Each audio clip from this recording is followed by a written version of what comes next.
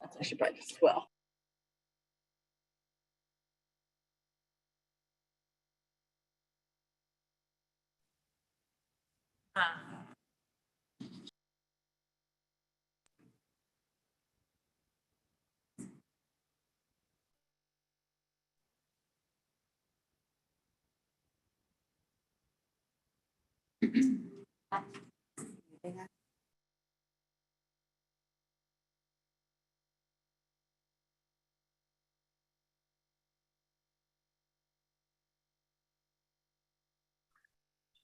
You guys are live and good. I think now you're unmuted. You will hear us? Yes, excellent.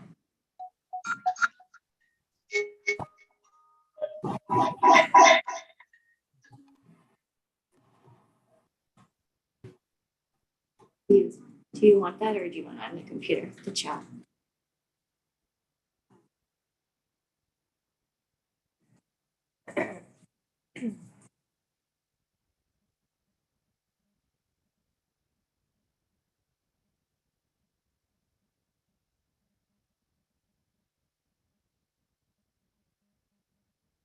Good afternoon, everyone. We're just figuring out a little technical difficulties here.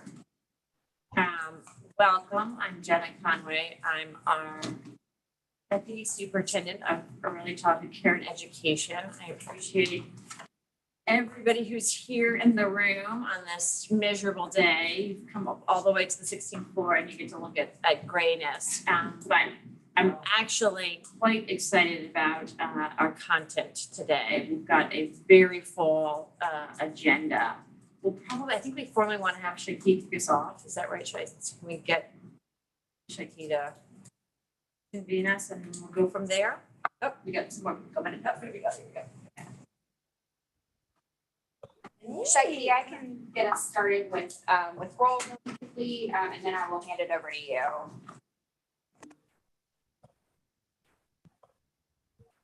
Jeez.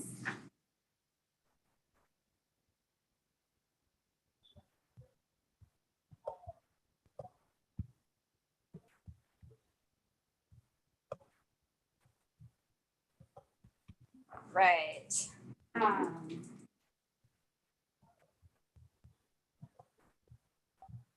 Cecilia?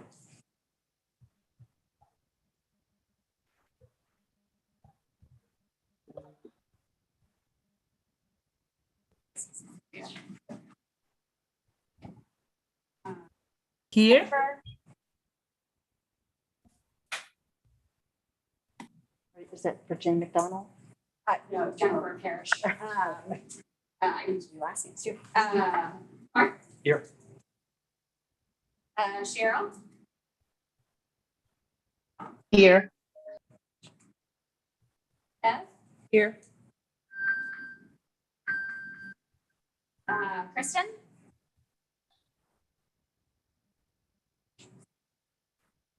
Tina?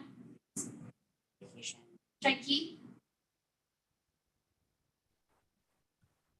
Here. Angie? Rouse? Here.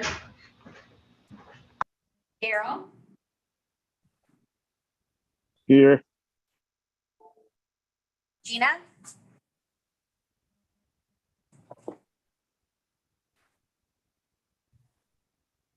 Vivian?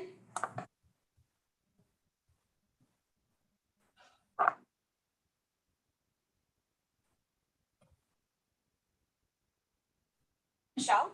Here. Miriam? Kia? Here. Bergen? Here. Sandy? Here. Karen? Sarah? Grace? Roberta? Here. And Angela Burke. All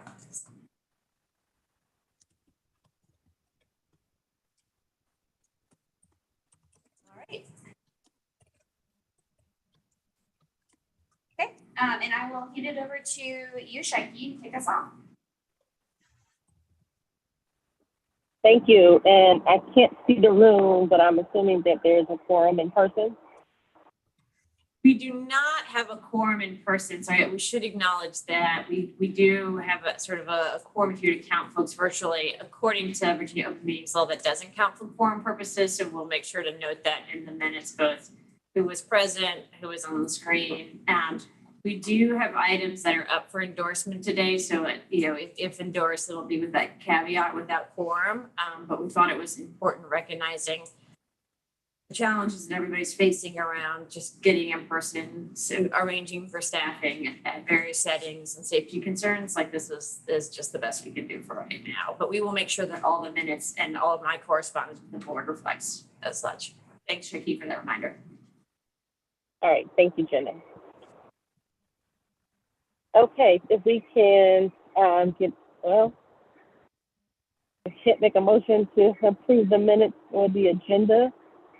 So do we just consent to the agenda? And if there are any corrections to the minutes or any questions about the minutes, we'll get those at this time.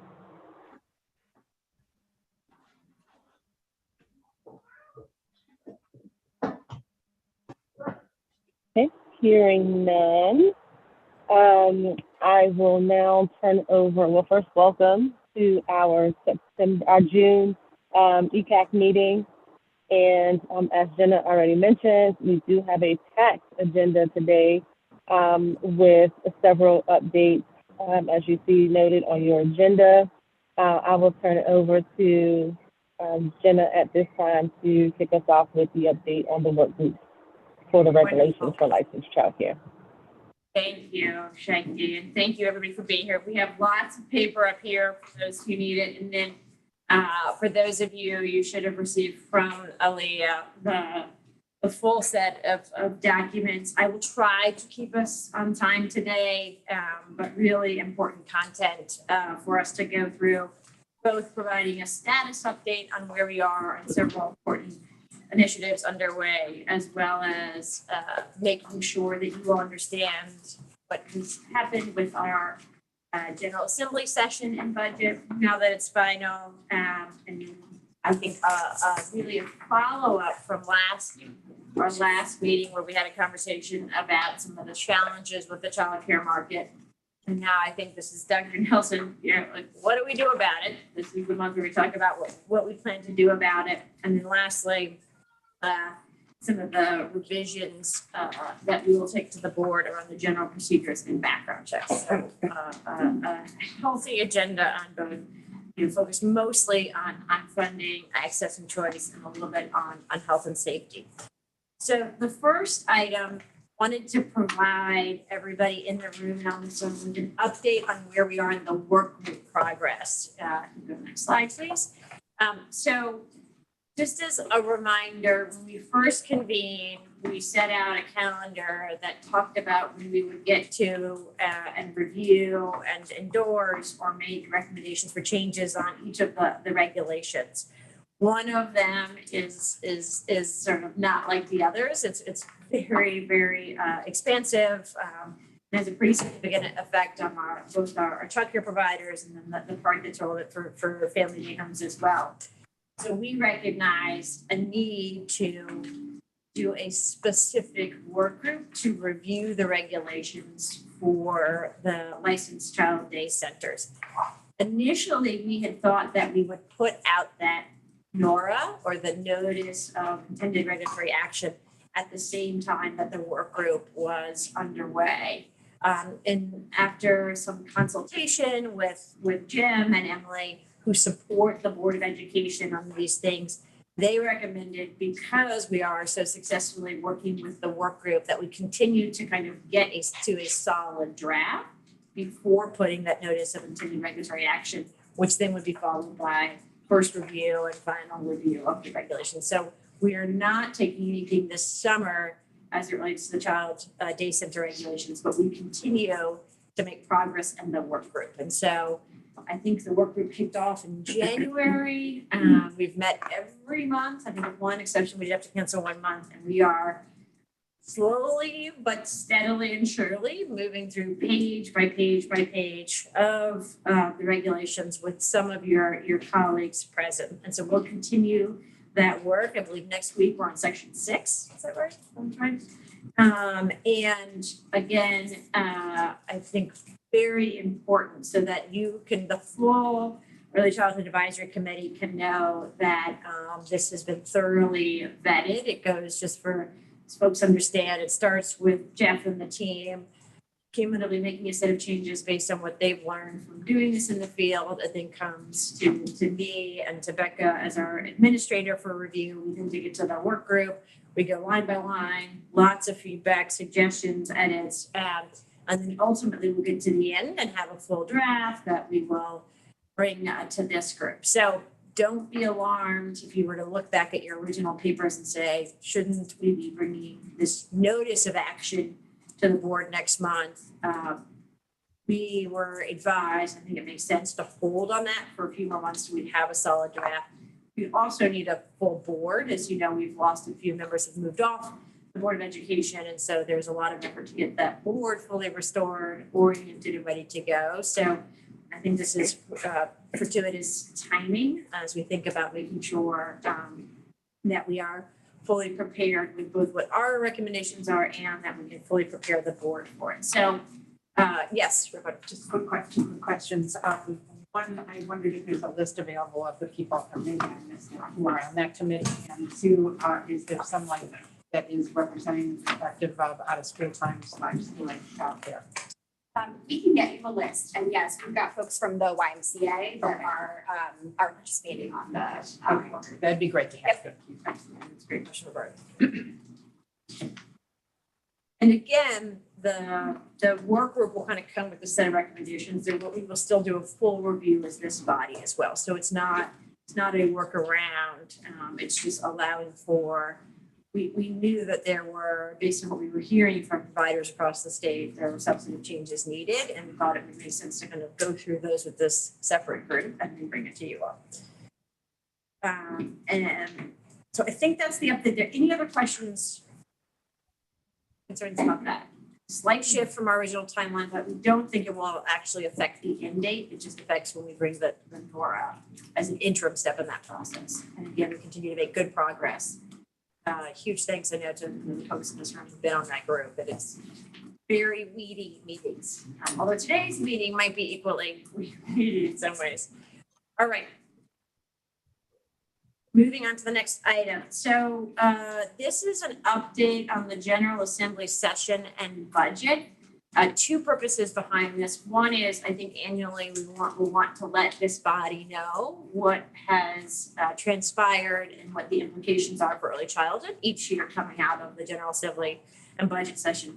Secondly, is I think we talked a little bit about this last month, there's a lot that relates to funding levels, access, and choice that were intentionally baked into this year's budget, and they are what's driving some of the actions that we'll ask this group to take later. So we thought it was useful to kind of do a very quick overview of the session, and that will help kind of connect. All right, here is why we will then need to take exempt action to put in place what the General Assembly approved and the governor approved.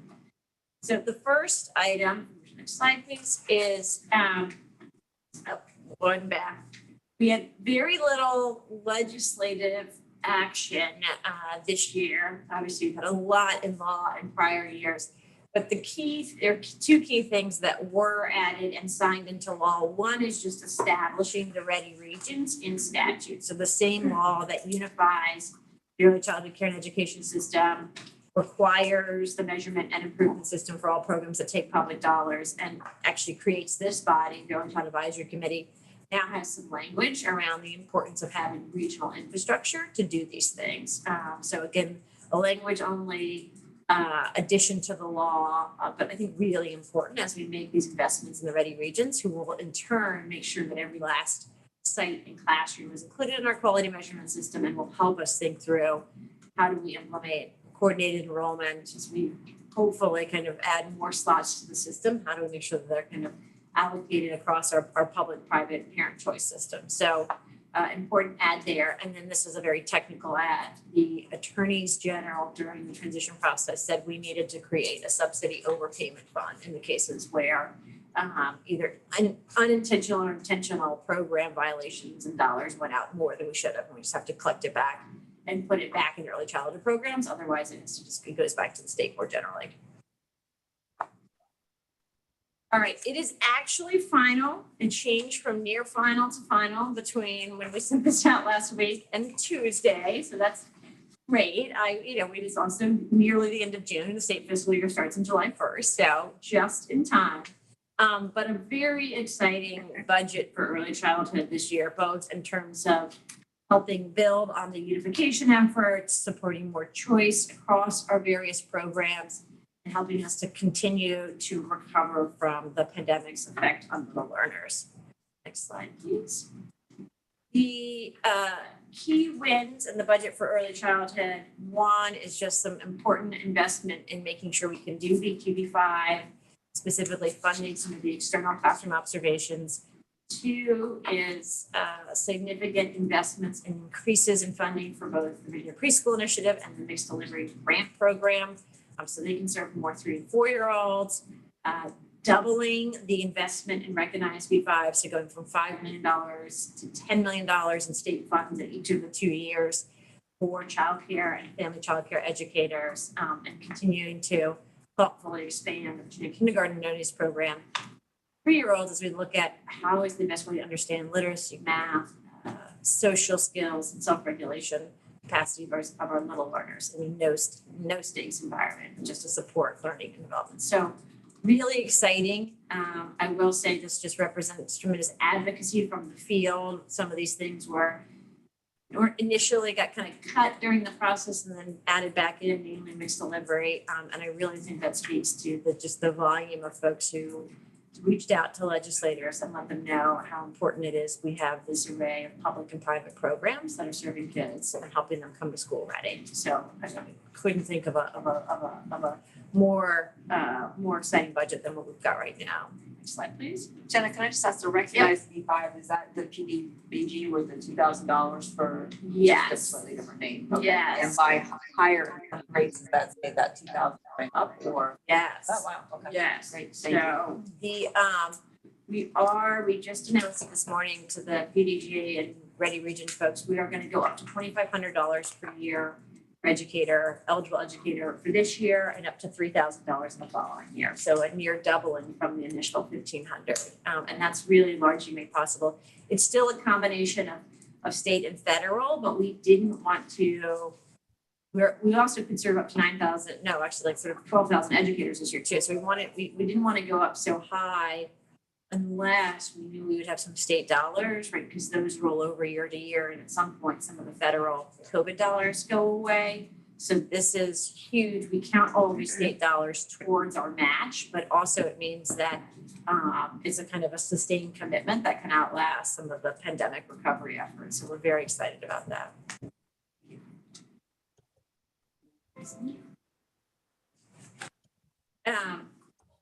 All right, we also, and I talked a little bit about this last month, but I think for the first time, at least in recent Virginia history, we're really intentional about writing into the state budget the set of things that we wanted to change about the child care subsidy program. And this really came from lessons learned during the pandemic when we were provided extensive flexibility by the federal government to make some changes to make child care subsidy program work better for kids and families. And I think some of the pain points, particularly as we rolled out VQB5, that private providers who took child care subsidy were saying, this isn't working for us, this isn't working for us. So it's a long list. I won't read all of those, but this is basically, a bit of a wish list of all the things that you would like to fix about child care subsidy. And what's so exciting is we got the entire package in the state budget.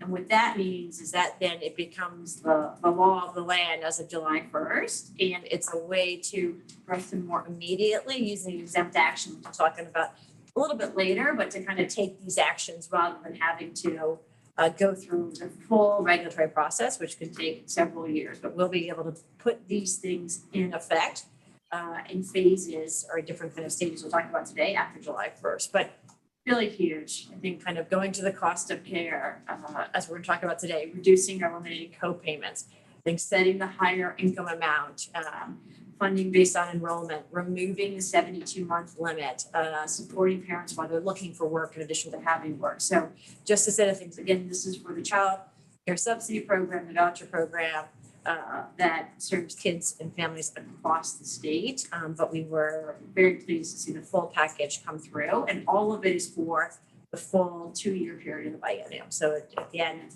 gives us this chance to demonstrate that it works on the ground in the Commonwealth. And if you'll go to the next slide, you'll see that some of these shifts, these changes to the program we were able to put in place during the pandemic, you see the effect that they had.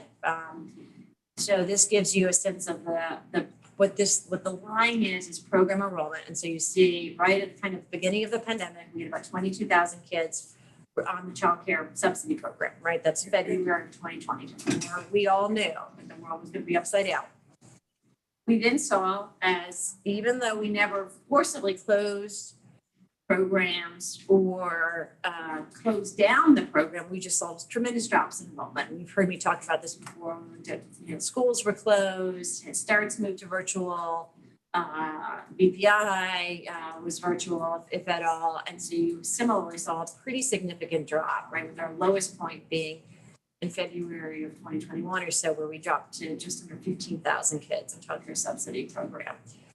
Recognizing that that was a challenge, recognizing that families needed to return to in-person work and kids needed to be back in childcare and preschool, there's a set of changes we were able to make under the state of emergency. Some of these were, there's a House Bill 2206 that kind of allowed for flexible eligibility, and doing that, eliminating the co-payments for family, taking some of these other steps, you see help bring our subsidy program back, right?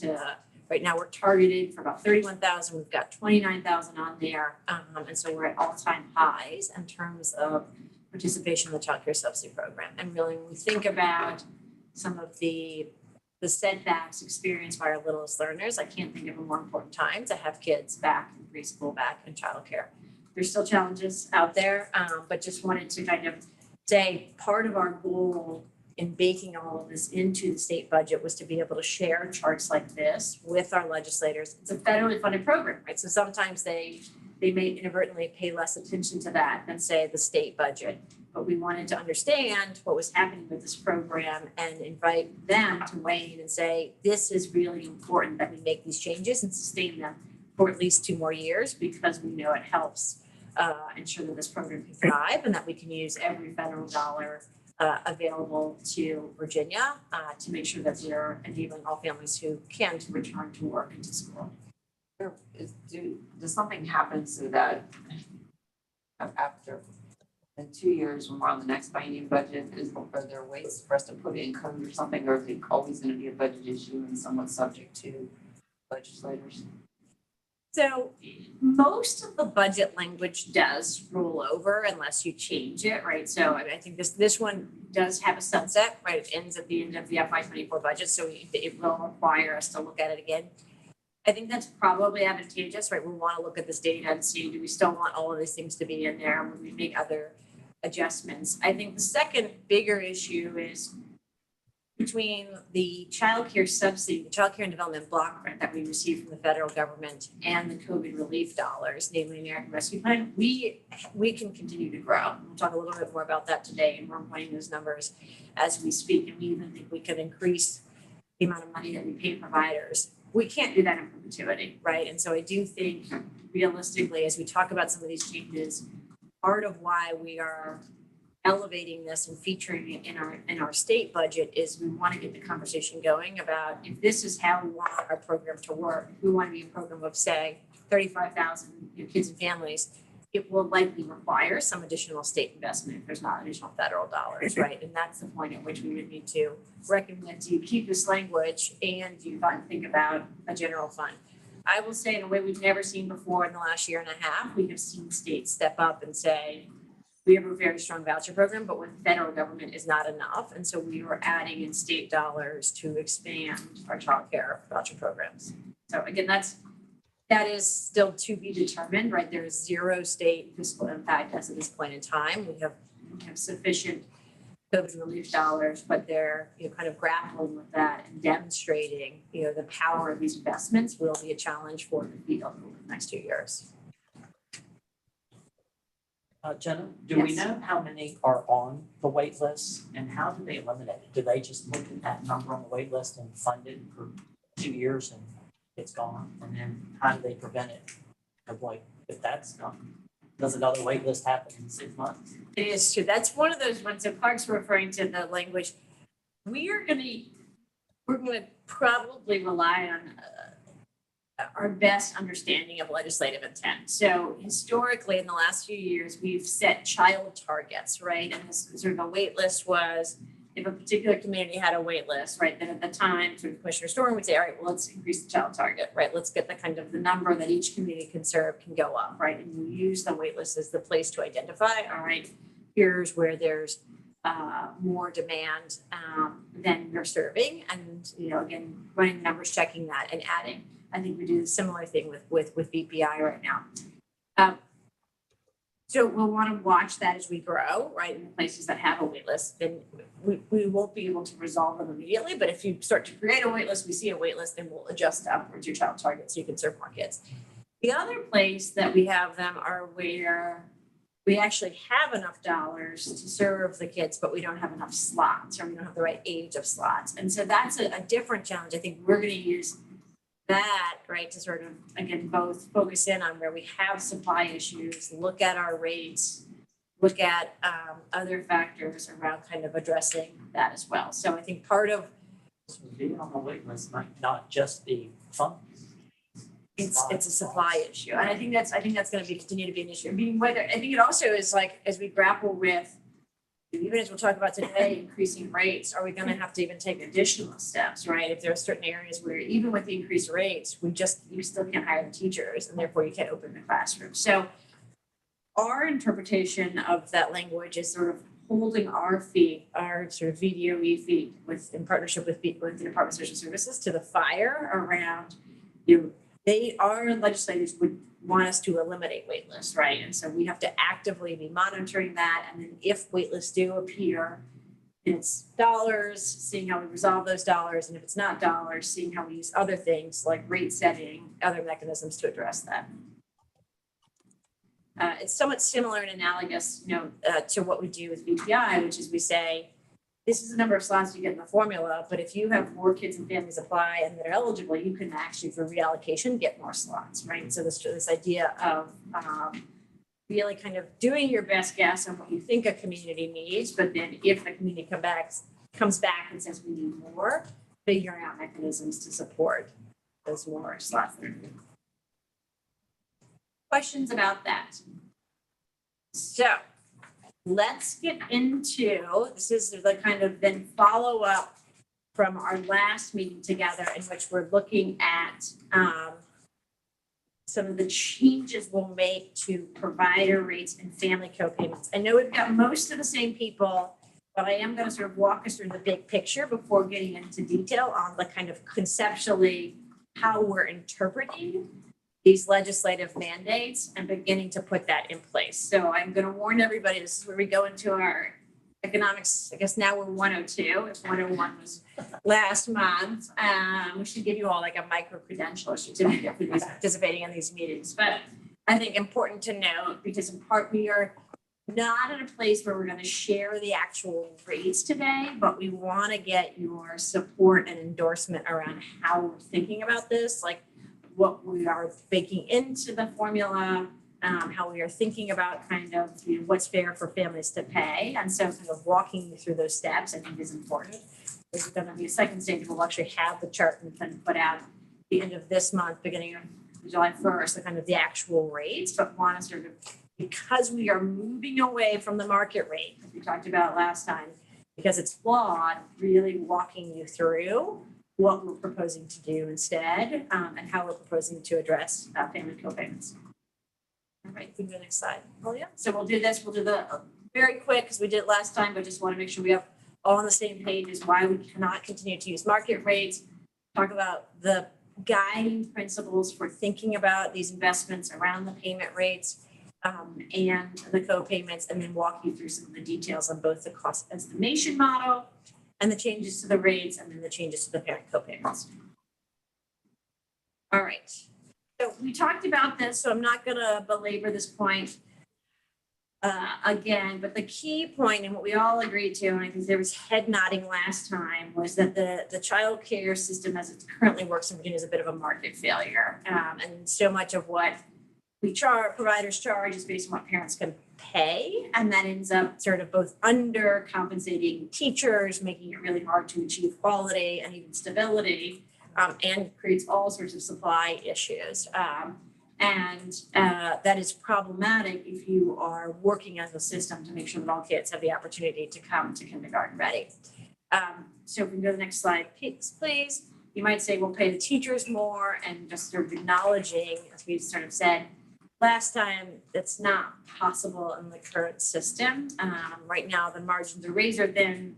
Half of the providers in Virginia reported losing money last year, and everybody knows that teachers are the most important part. They just can't afford to charge their parents $1 more in order to pay teachers more. You also can't make, as we were talking about 4-year-olds earlier, you can't outsource this. It can't be done virtually. You can't use technology to make, kids don't learn from robots, nor can, robots keep kids healthy and safe and learning.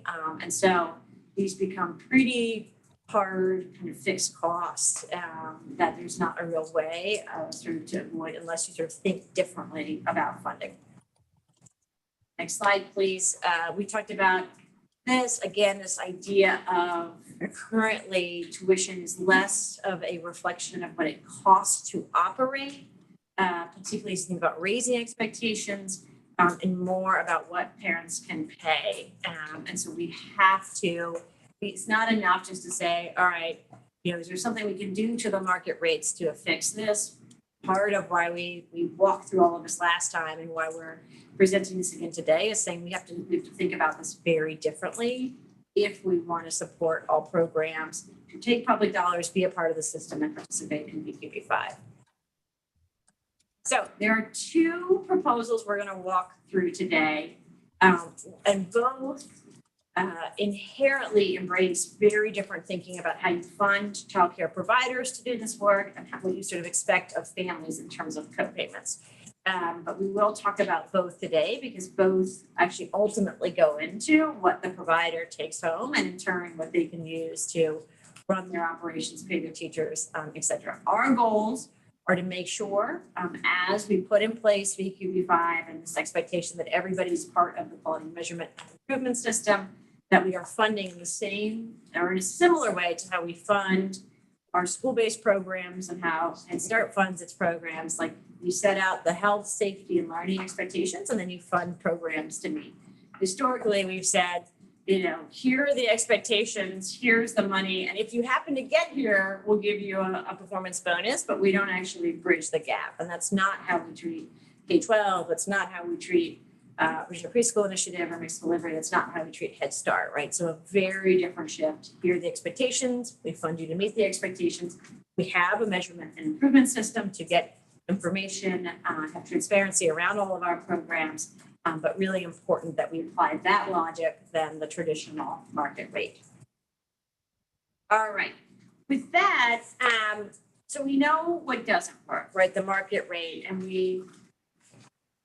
as we start to think about the shift, okay, so we're not going to use the market rate. You then sort of we're left asking ourselves the question, we're like, what should be the values or principles that guide our work, right? These are significant investments. Our annual childcare development block grant is just over $200 million going out with this dollars. We have more than $300 million in American Rescue Plan discretionary dollars. These are big decisions, right? And really thinking through what are the values or principles that guide this work. We think of these investments, right? Again, we use the terms provider rates, co-payments, but fundamentally this is about an investment in programs, an investment in families, an investment in kids. And we've distilled down, and what we're sort of seeking your support on are these three key principles. So the first is, Virginia has a unique public-private system and want to offer true choice for families. And we'll talk in a second about that, but offering two very apples and oranges and saying, pick a fruit, that's sort of true choice. Offering a quarter of a banana and a full fruit salad is not a real true choice, right? And so we'll talk in a little bit around how we are creating a more level playing field across our public and private options so that families can truly choose the option that makes the most sense for their children. We have VQB5 in Virginia. We are raising the bar, and we should make sure that how we pay providers reflects that, and that we're sort of both supporting programs to meet these higher expectations as well as supporting continuous quality improvement, both of those things.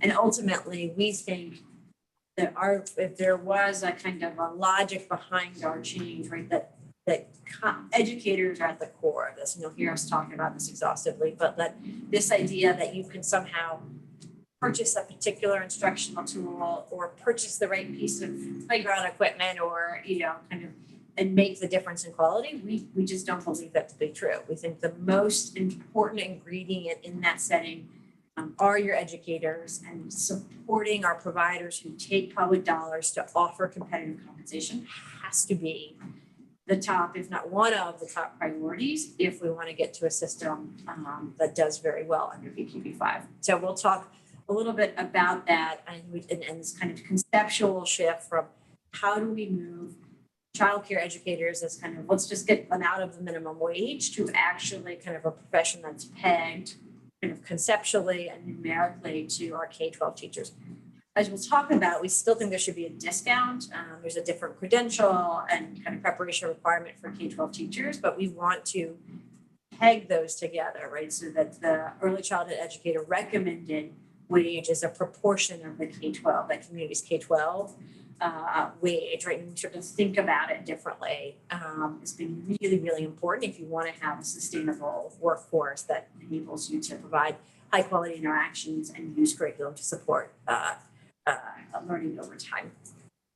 So that's a lot, but probably one of the more important slides as we kind of go through is can we all get behind these key principles in guiding our work, which is key important. So let me go into more detail on this. So again, these next two slides, a lot of information, but basically we don't necessarily, we sort of have a public-private choice system right now, right? We've got all of the programs represented around the table or on the Zoom. But as you see, we fund at different rates, we offer different hours per year, and the investment per kid is quite different across these programs. And as I'll talk about in a second, that is also for the parents. I think it's important to note, and I think this is a key thing that we had the opportunity to even share with our governor of late, is really looking down this investment per hour, because sometimes we find ourselves just looking at what's the amount per year, and you're like, well, why is childcare more expensive? And then you look at the dramatic difference in the hours, right, for childcare when you're open from 6 to 6 or 7 to 6 as relative to the school day, right? And so when we shared this with the governor and really pointed not only to the kind of the total spending or the annual amount, but really getting to that hourly rate, you see, wow, it seems that childcare is expensive, but actually, hour for hour, we underpay them significantly relative to some of their peers like BPI and mixed delivery. And so I think really kind of important point and really thinking about what is the value proposition. It's all of those hours, right? It's not just the 6 hours. Families need full day, full year.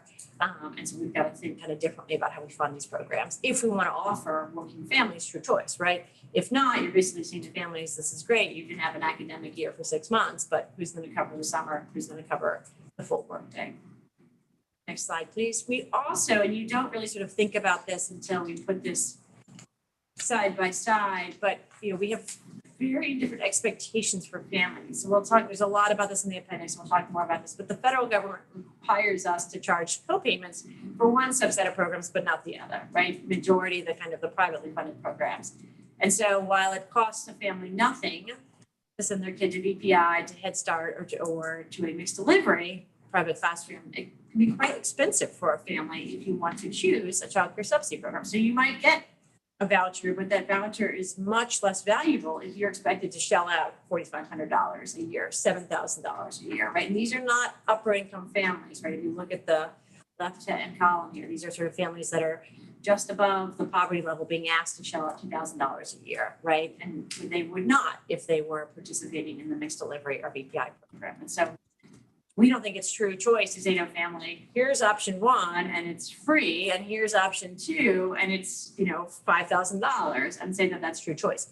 Now, we still have a lot of families on childcare subsidy program if they want to do this because they need full day, full year. But we think as we go forward and we put these things side by side, that's just not fair, right? And really sort of rethinking, you have to follow the federal rules, which require co-payment for most families, but we think that we should level this playing field by addressing, particularly when you look at that last row, the stark disparities between what providers are forced to charge families to participate. Because again, it's not a choice, sort of, it's like that ad, right? The sort of, do you want more or less? Do you want to pay $7,000? Do you want to pay zero? And we have to address that if we want true choice for families. Second key principle, again, you all know this, we've talked extensively and you've endorsed this, but we are raising the bar, right? I think it's important we're recognizing all of our educators as educators, not workers or babysitters, but this is big. We have observations happening in all of your classrooms. We're asking folks to think differently about using curriculum. This is limited, again, to the programs that take public dollars, but it is a shift from where we are. And so it's really important that we support our providers that choose to take public dollars to meet these expectations. Next slide, please. And this, again, just as a reminder, are the two key things. There's not an explicit cost to interactions, right? The state has been very intentional about paying for the cost of the class observations, right? Providing a free or low cost option to programs, but time, as any of the folks in this room who do this work, time, educators, compensation, these are not nothing either, right? And so there's not a specific cost that we can attribute to interactions and or to using curriculum every day, particularly if we've covered the cost of training the actual tool. But our hypothesis is that it ultimately is asking more of educators, right? And to ask more of educators means you need competitive compensation. So there's no, if somebody said, well, how many dollars does it cost? So we're covering most of the sort of upfront, outright cost of these things. But I think if we really want to support all providers to be effective in these two areas that we've all agreed should be measured across the board, we have to figure out how to support providers to pay educators competitively. And that really is the premise of our theory of change, and really is our third principle. So I'll just talk in a minute about what evidence we have in Virginia to suggest this is so important. Please go to the next slide, please. So, this, we shared this last time, we've talked about this before. Again, this is only because it's the chart, I hate using the word childcare worker, but this is we see them all as educators, but you just see the stark differences, right? One is more of a minimum wage job, and the other ones are treated much more professionally. As a result, our childcare teachers are experiencing poverty and insecurity. Not to mention, they're turning over like crazy, and it's really hard to think about getting them to focus on interactions and using a new high-quality curriculum when they are literally hungry, right? We're not sure how they're going to pay to put gas in their car or, sort of take care of whatever their basic household needs are. Next slide, please. And we know from data and surveys in Virginia that this lack of competitive compensation absolutely plays out. So let me kind of explain the origin of this data. We basically did a survey and we looked at who takes subsidy and who doesn't, with the idea being the real difference here is who can charge whatever the rate they need to their parents and who relies on the state rate. And providers that rely on the state rate have to pay their teachers less, right? It's simply true. They just don't have dollars to go around. And as a result, their teachers make $3 less than the other programs, and they have far more problems finding staff, keeping staff, and they have twice as many vacancies, right? I mean, this is data from Virginia that suggests that the dollars per hour that you can afford to pay based on what we're paying you directly translates into you either can hire or you can't. You can either keep people in your classrooms or you can't. And there's just no way, if you're spending all your time hiring because you have 4 vacancies at any given point in time, that you can focus on interactions and curriculum. And so we absolutely think we have to pay providers more so they can pay in turn pay the teachers more. And we then do have as well evidence from Virginia that suggests that even a little bit can make a big difference. You've all seen this chart before, but basically in our randomized control trial, we saw that as little as $1,500 per year can cut turnover in childcare in half. And so we are both sustaining our incentive, right? And we're going up to $2,500 and to $3,000. We know it's not enough, right? And we also know we don't necessarily want Virginia to forever be cutting checks to childcare teachers. So we've got to figure out how do you structurally get to a place where we fund providers to be able to pay their teachers competitively. And at that point, I think we can begin to exit the incentive program. But until we get there, we will continue to increase the incentive because we know it works. We have evidence that it works while also trying to tackle the compensation. But when you think about like, well, how do you justify such a big investment going up in these rates? Just wanted to make sure that we're sharing with you, we're sharing with elected officials, we're sharing with the board, the data from Virginia that suggests that compensation matters on both sides, right? If you don't pay people, you see what happens. And if you do give them more money, you see that it has an effect. And this is ultimately why it matters for kids, right? Again, this is labor intensive work. The relationship between the teachers and the children and what they do every day is the thing that matters when it comes to school readiness, more so than, not that books and materials aren't important, but this is the thing that matters most. And we have to solve for this if we want more kids to come to school ready. All right. I'm sure Dr. Nelson was like, can we get into this? Here we go. So we built the case, the guiding principles that guide our work. We want true choice for families. We need to recognize the higher quality expectations, and we've got to get to competitive compensation. So we're proposing an entirely different way of calculating the rates for the child care subsidy program, right? So again, this is how much we pay for the vouchers. We're using a model to estimate the true costs. So looking at, are you a center or family child care, where you're operating, for a nonprofit, are you public or private, some of the cost drivers. We start with the licensing standards, the ratio, some of the costs that come there.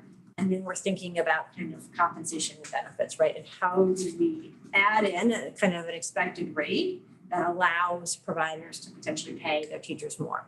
We then also look at things that affect like your enrollment efficiency, how full are you, and the kind of different funding sources you might have, your mix of public versus private funding, all of those things. We try to account for those and come up with what are the most fair rates. These are the key assumptions. Again, with this idea, we'll have different rates by different geographies, right? Because what it means to be competitive in Northern Virginia looks different from what it means to be competitive compensation in Southwest. And so we want to kind of acknowledge that and do that by the Ready region. We look at, big driver of cost is the ratios, right? So these account for Virginia's ratios and group sizes. We are looking at kind of our best guess and competitive compensation, again, as a proportion of what local K-12 or pre-K-12 teachers make. And then again, we're assuming a certain level of enrollment efficiency. So all of this is baked into a fairly sophisticated model that we'll use outside experts to create.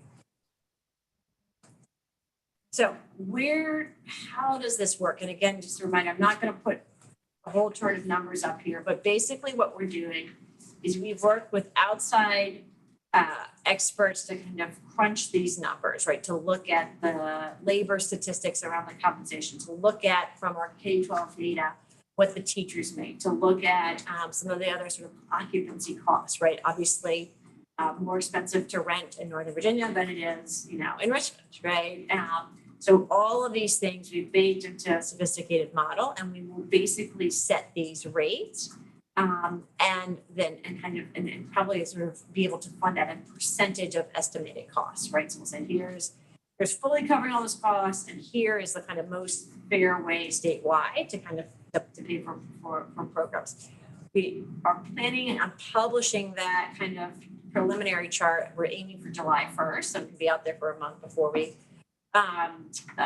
sort of put gears in motion, take it to the board end of July, and sort of, do for public comment. So that will be out there. We are also looking at proposed rates versus existing rates, right? Making sure, and sort of looking at where we might need to use a hold harmless, or kind of a grandfathering in of if there's, everybody else looks better, but for some reason there was something going on with a particular market rate. We don't want anybody to kind of to move backwards here, at least in the short term as we switch over. But the goal is to kind of first get these rates right, publish those, have the field respond to those. In those rates, we are assuming higher compensation for teachers than what they currently get. But we also recognize that it is a complicated landscape out there and that we are not necessarily funding the entire classroom, right? So it would not be fair to say, you take 10 children who participate in subsidy and we, with those dollars, expect you to raise wages for all of the kids, right? Because that would in turn require you to turn over those costs. So what we are proposing to do is set a voluntary wage scale to kind of, with the recommendation that you put that in effect after sort of 6 months of higher rates. And really the goal is to kind of help encourage folks to kind of move towards higher compensation. You may not get entirely there. You might say, I'm only 30% privately funded, or I'm very small product, but I can't make it all the way there. But I will do my best to kind of increase competition here or there. So again, this is voluntary, not required. Our goal is to just get a better understanding of, does increasing the rates have an effect? So we're going to set a target. We're going to publish those targets, and then we will come back and use surveys and other means to understand the extent to which it does or does not raise compensation. What we might end up having is it just sort of levels the playing field. If you think back to that chart about how sort of entirely private providers are able to pay more, we might just get to where they are, right? And that's all we can do with the sort of investment that we're making. But again, this is a voluntary wage scale, 6-month grace period, to encourage folks to increase wages, but there is no hard and fast requirement. We realize that if we were not clear on that, it would create a disincentive for folks to take public dollars, right? And so we realize it's a voucher program. There's no way for us to require folks across the board to increase the wages. People are already dealing with some of the sort of stair-stepping minimum wage increases, and so we're trying to be as thoughtful as possible. And then 6 months after that, we're also going to, as we hit the end of this year, so these new rates go into, we're aiming for October 1st. So October 1st, higher rates. 6 months after that, we're starting to look at, did this have an effect on wages? And then as we go into our first real year of the measurement and improvement system, you need additional dollars to account for things like planning time or other improvement pieces, right? As we sort of think about what are the actual costs of improving interactions in curriculum. All right, pause there. Quick question, is that voluntary wage scale set on a regional basis also? Yes. Yeah, absolutely. That's a great question. So, And again, we're whether it's a scale, so what I'm thinking of it, we're conceptually thinking of it as targets, right? And again, we'll need your help. We'll want to work with associations and others. Sometimes these things can come out and people say, oh, this is, now I can't take public dollar. We do not. We have worked so hard to, have more kids participate in subsidy, have more providers through the Child Care Stabilization Grant participate in the subsidy program. So we do not want to lose providers, but we also want to say, here we think are some reasonable targets for compensation based on the higher rate, and just at least be very transparent in measuring that over time. As we get that data, we'll start to think about, there could be things down the road where if you are taking, all publicly funded kids, right, we are really going to push you to kind of increase wages, but we want to be extremely careful to not create inadvertent disincentives. And so it is voluntary, a target at this point in time. Just a quick question.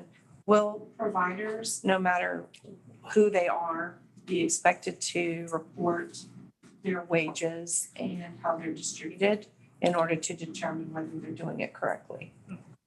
I don't know if we've thought, there's a couple of places that sort of we capture information, right? Some of it you have to, we get from BLS and just sort of generally looking at those, and that'll be kind of apples to apples comparison, right? We have that today, we'll have that in the future. We are also planning to partner, continue to partner with the University of Virginia to ask these questions explicitly of the publicly funded programs. Some of it's also covered in Link B5. So we're exploring right now, how much is, looking at recognized B5 as well. We're probably going to ask in a couple of different ways to best understand it. It's complicated. We also know we don't want to create inadvertently any distance in history to think about how you do bonuses, how you think about rewarding, kind of stability over time, right? We know that, I know this is one of the things you've heard from providers and why we're treading very carefully here. You've all sorts of compression challenges right now, right? Because the workforce out there is so competitive. You got to offer this to get somebody in, but then she's been working for you for 5 years and she's furious because like, how are you bringing this person in here, right? And so the inner workings, we're going to stay very humble about hopefully not distorting that. And so we're still sorting out right now how we'll ask about that. But again, that's why it's voluntary and trying to kind of sort through. Similar to what we sort of saw with that survey, like how do we get good information in an anonymous way? But yes, we are not, none of this will be kind of, again, it won't be any reg anywhere that says you have to increase your how much you pay people. It's important to know. Can I make one other note? Yep. I think it's worth mentioning. I don't see how the subsidy rate can drive the wage scale. I just look at my school and I look at my roles and I charge X for every single child enrolled in that classroom, whether it comes from a subsidy source or whether it comes from mom and dad's check flow. I have a budget that drives the income for that particular classroom, and then that then pays the teacher. Well, if the subsidy rate goes higher, if it goes beyond my tuition charge, for example, I certainly don't collect all of that. They're going to pay only what we charge. If the subsidy is lower than what we charge, we may make an exception, or we may ask the parent to pay what we call coding. But if the state increases the subsidy scale in any scenario, I don't see how that changes the budget of a child care center to then be able to pay teachers more. The only way I see it change is for the center, which we've been doing, unfortunately, is to raise the rates. And you raise the rates to the entire population, and then you have more income, money to spend towards your teachers. Rivers Bend, we raise about once every year and a half. I've done it 3 times. And it's gut wrenching. But if I don't do it, I'm going to go out of business because my teachers are going to leave. Yeah.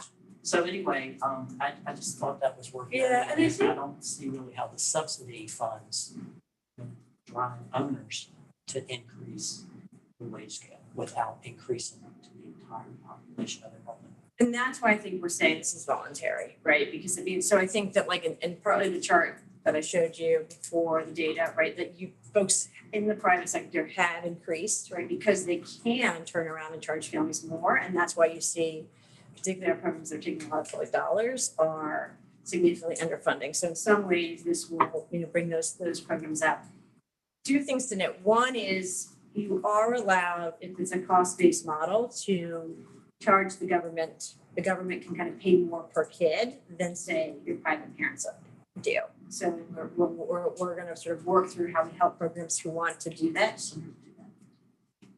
Well, you weren't for a while you were not allowed to do that, right? And then that has shifted, but I think there's not been sufficient technical advice to walk centers through. And partly when you have a market rate, without getting kind of too nerdy here, when you have a market rate, the onus was on the centers to do all of this calculation, right? So like for any state that uses a market rate methodology, the law has said since 2016 that you can do this, but you would then have to go out and get a fiscal expert to run these numbers to demonstrate that rate, which of course is, so it's happened almost nowhere. Because we run those numbers and we've basically said this is the cost of quality in this particular region of Virginia, we understand, and we're working with the feds on this, that we're basically kind of paving the way if programs want to say, I've got 10 publicly funded kids, I'm going to charge them here and keep my private rates the same. That is allowable under federal law. want to avoid the unintended consequence of programs increasing their tuition for private pay families, right? We want programs to be able to maintain rates that are accessible to the families in the community, but we also want to fund you at cost. And so that is the way that we can kind of get at that tension that you're describing. But I also think what you're describing, as Jenna said, part of the reason why we are really emphasizing that this is voluntary.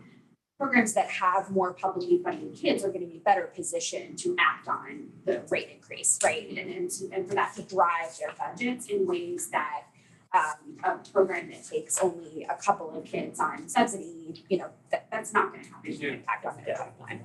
So Yeah, if you think back, right, and even today, if you look back at a few slides, right, I mean, the reason the non-subsidy folks are paying their teachers $16.50 an hour, right, is exactly what you described, Clark. They have been able to make those adjustments, and then those programs that take subsidy are paying their folks $13 an hour, right? So where we are more likely to see an effect is those programs that take more public dollars, and hopefully we'll at least get to a level playing field with the rest of the private paying market. And that again is why this is voluntary, right? Because we don't expect you to have to raise wages if that means turning more costs over to your private paying parents and forcing more parents out of the market. Yep. This may be too much of a weedy question, and you just say that it is, but when I'm looking at the key assumptions on your true cost, and the second bullet on the slide called key assumptions in the model mentions, and I think you mentioned that it accounts for geographic variations in wages and other operating costs. And I think you mentioned the cost of housing and rent and those kinds of things. I just wondered, in terms of the technical support and the people that are really looking at that, how deeply into the weeds or closely looking where we are on the Eastern Shore, people frequently feel like they are a victim of ratios that come from Richmond about pupil reimbursement for schools, and just because of a lot of complex factors. But right now, one of the things we have, you might think of us as we are a very rural area and high poverty, probably among the 2 or 3 most, poverty-ridden counties are in the state. And right now, however, our real estate assessments have totally skyrocketed, part of where we are, to the point where people have acknowledged that the real estate taxes, one example was a home that had a $2,900 tax payment this year will have a $5,600 payment next year. They're ranging between 85% and 300% increase in taxes, but only in some town areas. In the county where poverty is even stronger, but not necessarily where the child care programs are, their taxes are likely to go down slightly. So I just wanted to point that out a little, and I hope people will look at some of the subtleties, because in the past, there are certain assumptions I think you could have made, but they're rapidly changing and having a really big impact. So we've been working very closely, it's a really important set of points there. So we've been working very closely with the national expert on this, who supported the kind of, I think we shared it last time, the cost of care calculator, crunching numbers. I will say, and we raised this with him because I think I shared an article about just this sort of the rapid increase in prices right now. I mean, like even the difference in gas 2 months ago versus now. And we're as we finalize and post this list, we'll kind of, we'll try to make it as accurate as possible. It's complicated, and so and again, you'll note, I think this is again where, like, for the most part, we're saying that this comes, with this very same strings attached to it that it's always had, right? So like, there's not an additional. You'll notice there's no performance level here, right? You'll notice that there's no, other than you got to participate in VQB5, you got to participate in VQB5 going forward. We do think it's worth it to emphasize wages, particularly looking at kind of the current state of those programs that take public dollars, and can we get them at least to be on par with their private paying peers. But that's entirely voluntary and supposed to be phased in. And I think even when we look at phase 3, because you're like, we gotta help pay for planning time and other things, we acknowledge that we actually wanted to hold on that until we had at least 6 months of data to sort of understand what the impact was. I saw Cheryl put a note on here too. The other kind of difference maker I will say on getting rates up is it helps with family choice because there's the official copay we'll talk about in a second, but then there's also the difference between what the state rate is and what the provider charges, right? So in some areas of the state, this will push, right, where there's sort of a lower income, this, hopefully will be kind of, help providers get to more competitive compensation if they take a lot of public dollars. In other places, we'll just open up more options for family, right? Because this provider might charge $300 a week, and if the state only paid $100, like no parent could afford a difference, right? But at least this might put the difference within range, and so it means that there's more potential kids and families that are out that can make up that difference. I saw Cheryl noted that, so that's really important too. I think I've talked about this before. We're at the 10th% of the market at one point in Louisiana, and so what we saw was a dramatic drop in participation. And it wasn't because families were being forced to opt out of the workforce because it wasn't like what we were saying the copay was, right? That was still fairly low, but we were paying so little relative to the cost. And you all know Louisiana is some of the cheapest childcare in the country, but still we were paying so little that folks were saying, I just can't afford. I can't afford to work because of the difference between what I need to, what the provider needs just to do it. So again, our goal is not to sort of force up entirely private rates. Our goal is for those providers who take a small proportion of childcare subsidy to at least make more families that available to more families, because hopefully it's closer to the actual rates. And for those providers who do take a significant proportion of childcare subsidy participants, that they should have more dollars, even if that's more than the market rate. And I think that's important. You think about, for the most part, Head Start offers more than the market rate in many of the communities that they serve, right? And that's really key in terms of being able to kind of offer comprehensive services, right, in some of our lowest income communities. So again, voluntary grace period measuring will likely come back to this group, but we're trying to be extremely thoughtful. This is a voucher program. This isn't 100% of the kids. And we want to both be careful about the complicated structures and sort of as providers think about compensation and benefits. So there's no requirements, as well as being very careful about how this might affect the market, even though we think this is a much fairer way to compensate providers and offer families choice.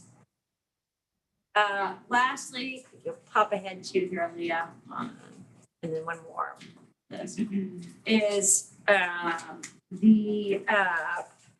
This kind of gives you the benefits when we think about what this means. So I can just summarize this: more options for families, less likelihood that they have to make up, a difference between what their provider pays and their sort of official copay. For providers, hopefully supporting them to continue to participate in the publicly funded system. And if you do have a large share of publicly funded kids, hopefully you're well positioned to at least get on par with your private paying peers. And ultimately, if we want, to kind of build the nation's best public-private parent choice system, we have to address, this underfunding in order to make sure we have enough folks that are willing to take the vouchers, families find the vouchers valuable, and ultimately stabilize the workforce. Right now, we have stark differences between our subsidy participants and our non-subsidy participants as it relates to compensation, turnover, and ultimately inequality. All right, just to emphasize this, I know we've talked about this before, but this is not adding any new requirements here, right? We want to measure sort of wage impact, but these are not required wage scales. The only thing that sort of affects the requirements on wages are the minimum wage changes in Virginia. We're not sort of going to come and offer you higher rates on October 1st and ask you on October 2nd how much more you're paying your teachers. All right. We are gonna give you some time to see what this means, right? I think we will work with folks to figure out, do we wanna kind of, sort of take the full amount, even if it comes in, right? There's a set of communities where we think it will be higher than the market rate, working with those providers, right? So they can collect the full amount and think about what that means for their operations. And this does not cap earnings for any program or individual, okay? So you can go above the wage scales, you can think differently about, you might wanna start lower and go higher. We are not telling anybody how to kind of run their compensation. We're also not trying to kind of cap, earnings for any individual. Everybody always has a choice to take public dollars and how many kind of their dollars they want to be publicly on. This is not sort of a cap on any individual. This also will not cap, I think, just a kind of a counterpoint to Clark's question. Yes, you can charge the government more, and you are not required to in turn charge your private paying parents more. I think that's really important, right? Just because we say these are the rates, it does not mean that you are obligated to charge private paying parents those rates. You can offer your sliding scale, you can charge what you think makes sense. I think that's really important to note. We want to indicate that. All right, so Cheryl noted that sort of these two things go together because you have both what the state officially pays and you have what the parents contribute, right? And again, if the state pays too little, the parents have to kind of contribute maybe more than they can afford. But actually, before I jump in, I do want to introduce you. That's right. I want to introduce everybody on the Zoom and in person. This is our Deputy Secretary of Education, Undersecretary Gadara, Kinsey Snow, who is jumped in very quickly, being like, oh, I'm doing pre-K to 12 work to early childhood to 12th grade work, but has been a huge supporter, hit the ground running, helped and has worked behind the scenes with Governor Youngkin to help him and the administration understand the importance of our public-private parent choices, done the incredible work happening on the ground, both as it relates to outcomes for kids as well as supporting the workforce and the economy. And so I want to make sure I know that she's sitting here, the secretary today, but is a huge supporter of our efforts. Well, thank you so much. I know we were all very happy to see the governor's support for early childhood education in the budget realized recently. And we've had some opportunities to celebrate that and looking for continued opportunities to visit and get into early childhood education care centers and so glad to be with you all. Thank you. So part of what the very same activities that this governor endorsed and supported and helped see all the way through, say we got to address co-payments. So co-payments are required by the federal government, and says for most families, there's some exceptions here. And so this is not something that's optional. It does not require them for Head Start. Most state pre-K programs do not require them, but if through the Child Care Development Block Grant does require co-payments. The next slide, please.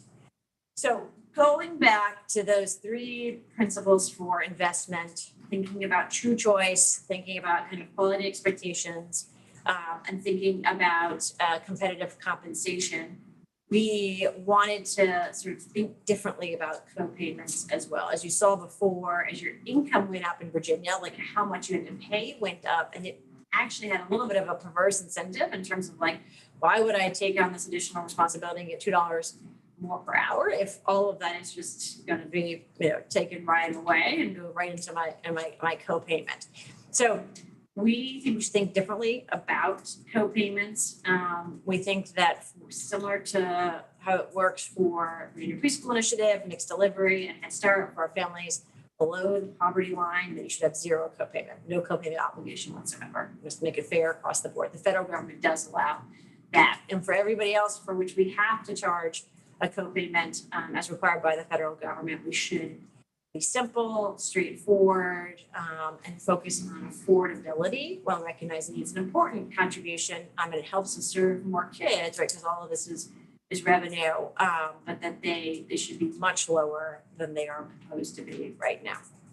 I do want to note that the federal government gave everybody flexibility during the pandemic. So for a while now in Virginia, folks have been paying no co-payments. And so any way we slice this is going to be a little bit challenging to kind of bring this back.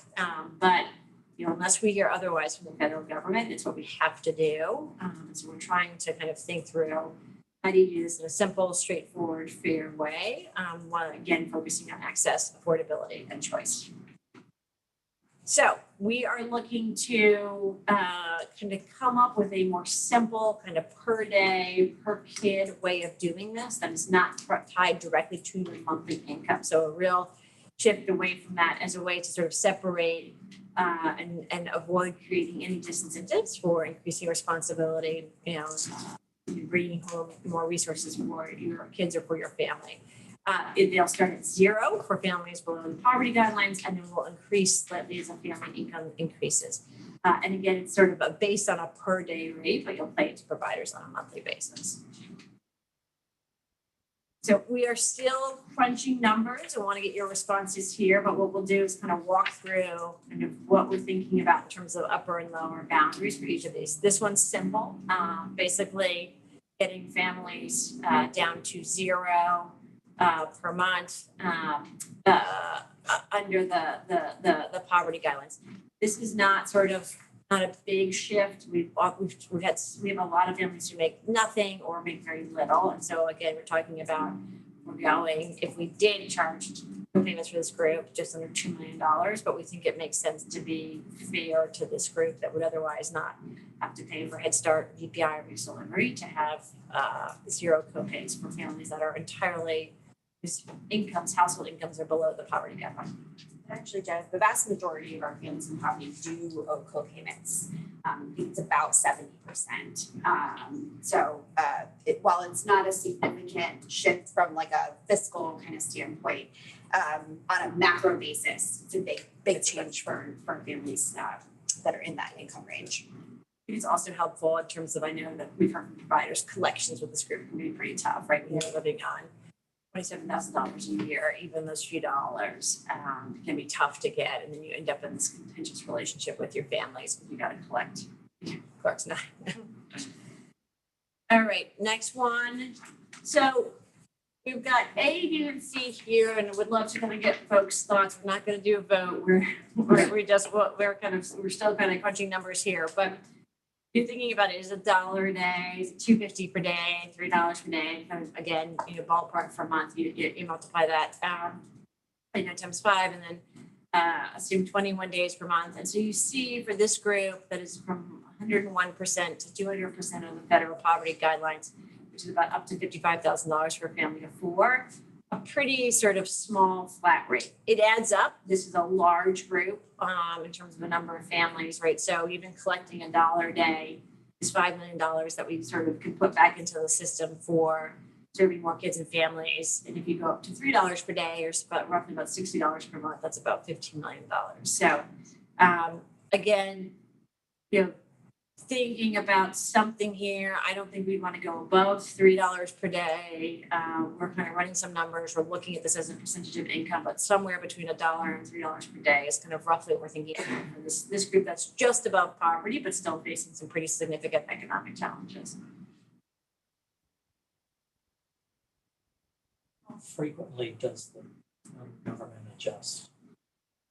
Right? Yeah, really. Yeah, at the beginning of each fiscal year. Whenever they created this, which you could buy that just 2 months I know. versus today.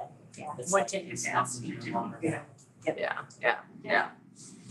I think it's an important point. When we set co-payments, it's not the law says you can't go up on families. So at least whenever you kind of come in, we can always go down if for some reason your income switches. So that's really important. I think particularly is the good news is costs are going up. Wages are also going up, although not quite at the cost of inflation. But that's an important point. Yeah, the other big thing to highlight here is, and I think we have the current co-payment scale in the appendices of the slides, but a big shift is not just in the amount that we're charging, but the income thresholds that make up the scale. So our scale right now there's a lot of thresholds. There's a lot of opportunity to jump from one co-payment level to the next co-payment level as your income increases.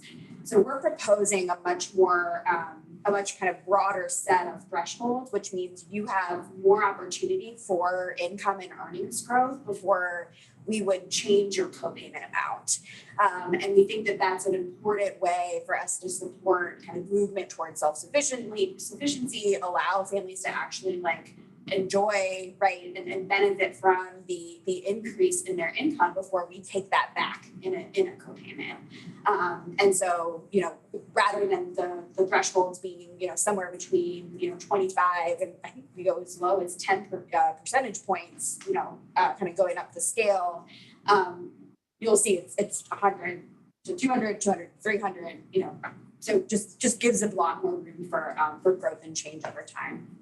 Did you want our opinion on the scenarios? I know we're not voting, but. Yeah, I would like, yes, absolutely, Jennifer. Yeah. Well, based on what you just said, Rebecca, I'm almost thinking like if you go in the middle, then, you know, if you're staying in that block longer, I think that would seem fair. You know what I'm saying? I'm not sure that you would need to go. And I think some parents, it might be harder to chase down that $21. Well, it's only $21.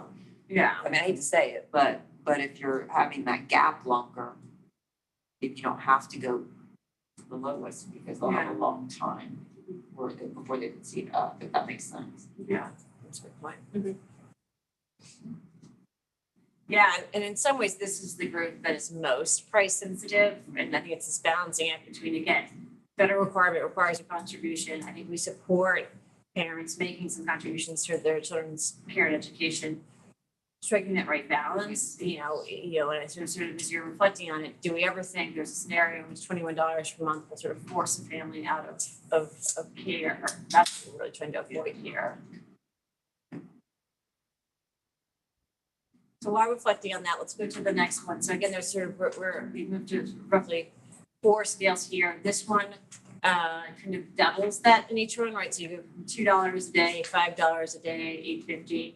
Probably, I think, sort of similarly, Jennifer, kind of, you know, the sort of by leaning towards the middle a year, you know, $25 a week, $100, just over $100 a month, bringing in some revenue, you know, for the system, right? So those dollars can otherwise go towards more slots.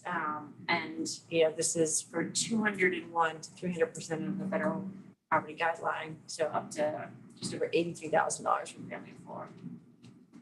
Again, striking that right balance between some support, but also not pushing anybody out of the system. One other thing to note here, just this is the kind of income range where we've seen the most growth in enrollment under waived co-payments and the higher rates of eligibility. Because if you start to get to this group, remember back to the chart where it had all the zeros, and then this is where you start to get into like $3,000, $4,000, $6,000 right between this group and the next group, where that's just a significant amount of money for folks to be able to pay. These families would all owe 10% of their income under the current scale. Yeah, that's crazy. That's like 10% pre-tax. So you just went from paying, if you're at the upper end tier, you know, $3,000 a year down to, you know, $1,200.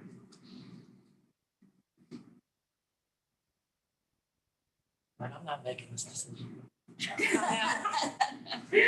And then the last group, so again, this is the group that we've brought on most recently. I think, again, looking at slightly higher. I will say this is a smaller group, so you like, on the one hand, you're like, you know, should we charge more here, or should we just sort of choose B across the row? If you look at that final column, you know, this is that not that the decision doesn't matter, but that you just don't have the same numbers that you have in the prior 2 groups, right? So probably this is lower stakes than the decision on the prior 2. Yeah, it might be, I mean, after you decide what you're gonna do and push out, it might be interesting for you to have a column with percentage of income, because there's just so much talk about that. I mean, we are at the federal level with 7%, and maybe you pick like, if, you know, with the other ones where you have the 101 to 200, like the midpoint or something. Yeah. We could pick the midpoint, we could share that. Yeah, that's a helpful thing. Let me pause here, folks on the Zoom. As I would love to hear perspectives as we're grappling with these options. We will not sort of do a vote here, but would love to hear if you've got a sort of a preference, go low or go higher, hit the middle.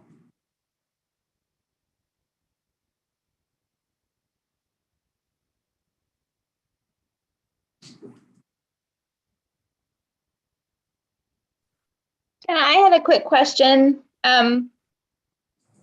Bergen, I'm just curious, you presented here what the copay would be collected from families based on current enrollment, but could you give us a sense of what that means in terms of cost, public cost for the state? Does that make sense? Yeah, so I think that's what we're trying to do with that last column.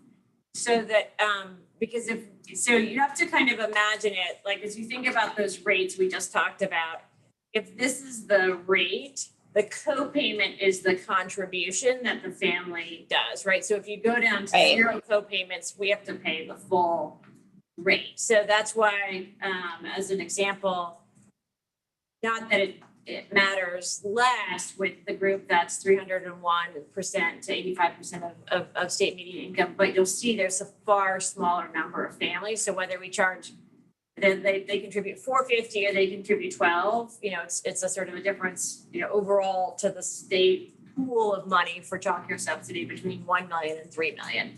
It's just smaller numbers. In sharp contrast, the difference between like $2 or $4 is much bigger for the other ones. So it's hard because again, these are still dollars that go directly from family to provider, but it does sort of reduce some of the state commitment. And so we do want to account for that, as you just noted, Dr. Nelson. Yeah, no, that's very helpful. And I guess just doing the math in my head, like trying to figure out what this translates into, what the state would have, like what increase they would have to pay, or what, based on what they're currently paying. Yeah. Does that make sense? That part of that calculation too, Bergen, so, those are numbers that we're running right now, because that is also contingent on the rates that we're paying, right? And so we have to account for sort of both factors when we're thinking about the total budgetary impacts here. It's also important to just keep in mind that with the because the co-payments, as we've seen, have such a significant impact on who participates and how many families participate, we were actually charging what our co-payment scale dictated right now. I mean, we wouldn't have nearly the same number of enrollment that we do right now. We'd be in a much different place in terms of the kind of level of service. And so there's a lot of factors that we're trying to account for and thinking about the kind of longer term budget impact, but we're working on running those numbers. Got it. Thank you.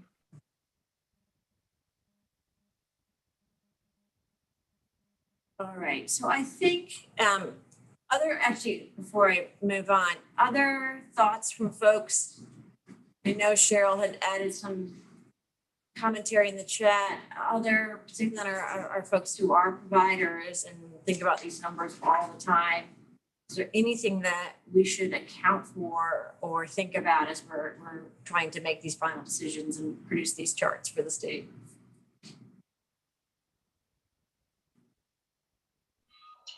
Jenna, just a comment. I made my comment in the chat box, but just giving an idea of, for a smaller center, and the differences in the rates that is considered to be the market rate, and that private pay tuition that is the same for everyone in the program. When I look back at my own figures, I have one particular family who has one child, and the difference between what the market rate and my rate is, she's paying an additional $75 a week. And then for the month, she's looking at $220 for the month. And that does not cover the copay. That is just the difference between what the market rate is and my rate to be able to survive, which is still at a low end. So looking at the figures, the proposed copayment scale, that would make a tremendous difference for parents that we serve whose rates are higher than that market rate. It at least gives and let me just say that that difference in there, a lot of times we take a loss for, because especially in times that the current times we're in, parents are still struggling to pay that difference. So that either means the provider takes the loss or the parent takes a loss, which affects their, living with the high cost of everything right now, trying to be able to survive and take care of their families. So I'm definitely in favor of this proposed co-payment scale. Thank you, Cheryl. I appreciate that. And again, I think that's why we felt it was so important to package these two things together. So what Cheryl's describing is a widespread phenomenon, and why you see this sort of the lower compensation in the private setting. Many folks will take a child who's participating in child care subsidy program, but will say, you've got to cover the difference between, what is already my low market rate. And that's invisible, right? That to your point, Bergen, that's invisible to us, right? But that is very real for the families, and it creates tremendous collections issues for providers as well. And so you have to both get the rates up as well as get the co-pays down if you want private providers to participate in your child care subsidy program, you want to kind of even have a chance at competitive compensation, and you really want sort of families to have options. If not, families then have to can only choose from those programs that charge, sort of very, very low market rate, and those are not often the best possible option for kids. So that's a really important point, Cheryl, and why we've tried to package these together. We'll talk in a second. The timing, the rates will come in before the co-payment expectations. We'll hit, as we'll sort of talk about that timing in a second, but I think we wanted to kind of bring these two together to kind of account for those situations, because when the rates are too low, parents are paying for it, or parents are opting out, right, of the workforce, and and their kids are then losing out.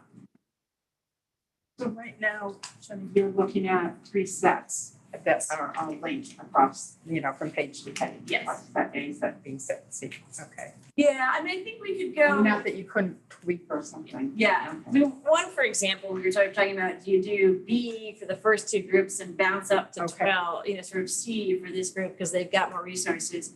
But then we were like, well, is it really worth it for, I know it sounds silly to say this. My kids always think it's funny when they look at for $1 million. And my kid's like, that's $1 million, right? But right, on a spend of that, right, versus, each of this, what we're really seeking kind of your endorsement on today, right, is like the conceptual, right? And ultimately, like, our eyes are starting to roll back in our heads with all of the numbers, right? But like conceptually, is this the right way to calculate how much we pay providers, how much we set these co-payments? And some of this is also about, none of it's perfect, right? Because we're trying to apply formulas, and Roberta gave us a very clear explanation of a case, right, where there's even some risk that certain communities and even neighborhoods would fall through the cracks. But trying to find out kind of what's the most fair way to do this. And so I'd be inclined, if we chose B, for instance, for the other 2 options, to go for this one, largely because it doesn't have a significant state impact. So that's why we're trying to kind of put both up there. I think one comment that I have is just considering that this is a perfect for a family of 4. So they have 2 kids. When you go to see, even for the 3rd one, it's going to be significant. Yes, so that's really good. I think we gotta consider that majority of the parents, when they bring one kid, they bring another one right away, or they're like a gap of kids are 2 or 3. And those are part of the estimates that we're running. So I think on average, our subsidy families have 1.8 children or something, something like that.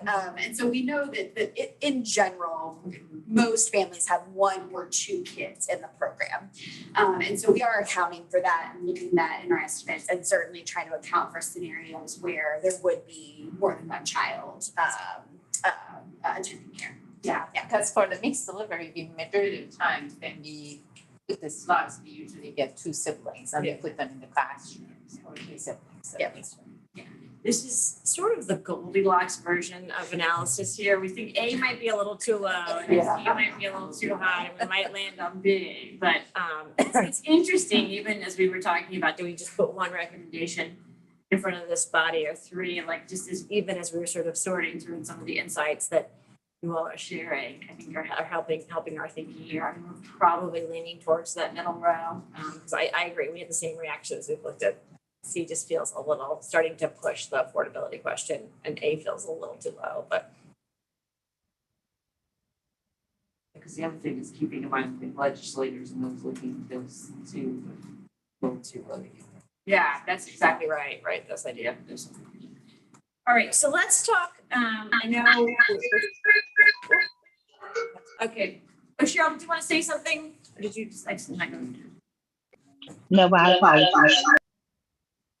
All right, so we are also thinking about this and working with folks like McKinsey and others. So how do you kind of translate what this means without, most folks, and you can imagine that if somebody engages me at the playground, I'm talking about childcare rates, and they're like 2 minutes into it, they start backing off. Most people are like, what is she just into the weeds on micro and macroeconomics? So we tried to kind of pull together as we are thinking about once we finalize these numbers, how do we communicate this? And I think there's a couple of key points, right, that we want your buy-in on.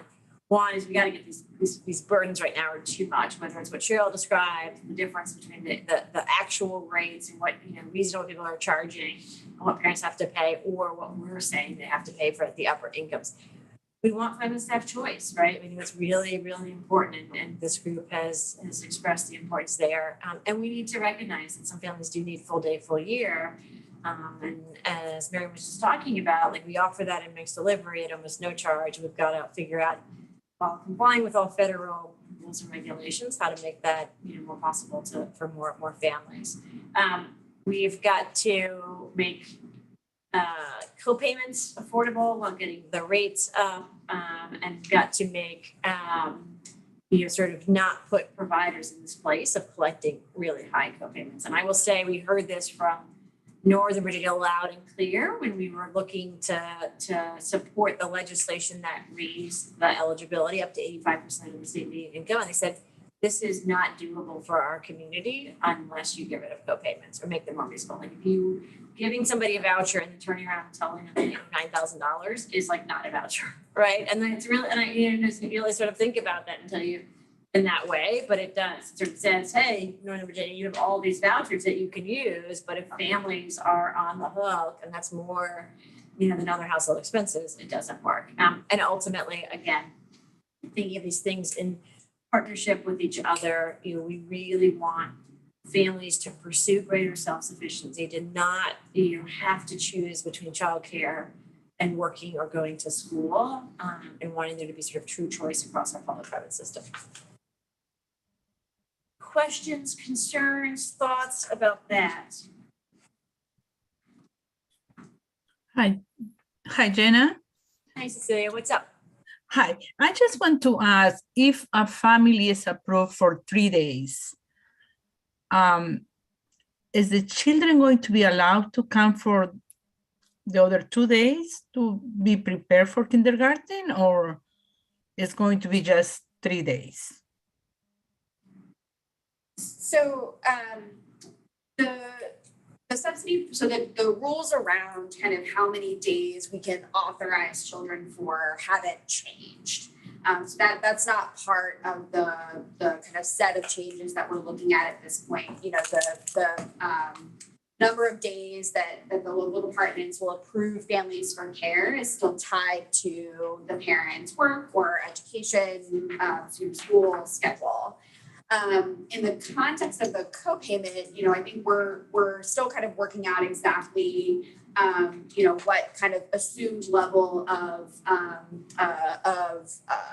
authorization or approval, approved number of days we're going to kind of use as our baseline to estimate that monthly rate. But that would be the monthly rate regardless of how many days the child actually attended relative to what they're approved for, right? So there's not going to be a shift in the co-payments because the children attended fewer days than they were actually approved for. Is that what you were asking, or? I think I'm looking just because I want to see if we are working, trying to raise the quality. I want to see the children the 5 days in the center. Yeah. So I think that's right. Right now, our average authorized per day is like 21 per month. So most are authorized for the full months. I think you raised a really important question, and one that is not currently addressed in this budget package, but is worth some consideration, is the extent to which you start to separate how much we want to fund, right? How much we want to invest in the kids separate from the work requirements. And I think that's something that we are starting to look at. Again, most kids are authorized for 21 days. That's the average, right? So that's full day, but there are some exceptions. The other tricky one is folks who, are authorized for overnight care, but still need to go to school during the day, right? And this is like one I know that comes up, and oftentimes, state pre-K becomes the more sort of amenable option for them, because, they would find it hard to get sort of something during the day. Subsidy covers the night. And so we're looking at that right now. We think about the next year's budget. We're also looking at, you can go beyond 12 months of eligibility and the extent to which might want to take. If you come in after age 2.5, do we not just make you like similar to Head Start, just make you eligible for kindergarten entry, right? But sort of thinking about how do we stabilize this experience. So those are those sorts of changes we're considering now. So they're not in this package, but we are looking at how many cases where they do have 3 days a week. Cecilia, and starting to think through, what kind of regulatory or even budgetary change we would need to start to kind of contemplate as a state. Does Virginia want to make that investment to cover the full day? Okay, thank you. No, that's a great point. Okay, so let's talk about where we go from here and kind of how this works. Next slide, please. So basically, because this is, and Jim will jump in if I misspeak here at all, but because we're directed by state law, the budget, once signed, sort of functions as law, we do not have to go through the traditional regulatory process. We can use what's called kind of exempt action. And so this is a pretty significant shift. We realized, largely due to the pandemic situation, that we needed to take more quick action, right? That we can't, for all the reasons that Cheryl described and Clark described, the idea of saying, hey, let's fix the rates, but let's not do it for 2 years is very problematic. And so we explicitly worked with the outgoing governor as well as the incoming governor to make sure that the language that went into the state law basically enables us to take exempt action, right? So we don't have to relitigate this. And so we will take to the board a set of very discrete revisions that basically will align regulations with the directives from the law. So very complicated, but it does two things. One, it allows us to take quick action, and two, which is not insignificant, we've deeply engaged the General Assembly and both, right, the sort of previous governor and the current governor on why this matters, which I think to the point that Jennifer made earlier is really important, noting that we don't have an endless supply of federal relief dollars. So I'm not going to read every word on the page, but if you are interested in the weeds, Aaliyah will just show there's sort of 3 slides if you'll move through these fairly quickly that follow this, that cover all of the details. So we just talked extensively about these first ones, kind of the high quality care and education, the reducing the co-payments. The other pieces, we will surgically go in and adjust the regulations. If you can go to the next few slides, there's one. These are the exact locations where we will have the regulatory change, right? So allowing for employment search, removing the 72-month limit. The next slide. Here's where we offer the sort of additional days, so we're up to 15 days of planned closure. I think this doesn't help with what you were describing, Cecilia, but we do know that our providers have really struggled with, like, if a kid is out, right, particularly with like COVID or not being able to kind of take holidays, right? And I'm Cheryl Mormon, I'm thinking of you here, even for family childcare, like you can never take a holiday, right? Because the state won't pay for you. So if you have most of the childcare subsidy programs, when you take a holiday, you don't get paid. So trying to make some changes here, so 15 days, covering vacations, holidays, professional development, sort of thinking about kind of shifting to an attendance threshold. There's sort of sick days for family day home providers, and then kind of shifting to the cost of care when we set the rates. The rates themselves are not in the regs, right? Correct. That's right. So we don't have to actually take all the numbers that we're going to produce. You're like, well, where are the numbers on here? But we, as you'll see here with Jade, we're making sure that these reflect the cost of care. And then on the next one, again, not co-payment numbers, that's sort of a separate schedule, but basically removing some of the requirements here too as well. All right, so when does all of this happen? And again, I blame you entirely, Morgan, for saying, well, when are we going to do all these things? So we are coming to you with 60 or no, what are we at, like 50 plus slides on this. We can move to the next one, Aaliyah. So this is our engagement. Aaliyah and Becca and Alex have had conversations with lots and lots of folks, local departments of social service, Virginia Promise Partnership, all of the associations, parents as well, again, kicking the tires on these proposals as we try to decide, where we will land on the specific amounts for both the provider rates and the co-payments, as well as this other set of changes. We are then planning now to take the exempt action to the board at the end of July, submit to town hall for public comment, and then get a baseline. So to your point, Beverly, about kind of starting to understand where folks are at now in terms of wages and other things that are going on before the changes go into effect. Our goal right now, October 1st, new payments go into effect. January 1st, new co-payment goes into effect. And March 1st, kind of that's when sort of we ask folks to have made progress towards the wage scale or targets, and just evaluating that as a point in time. Next slide.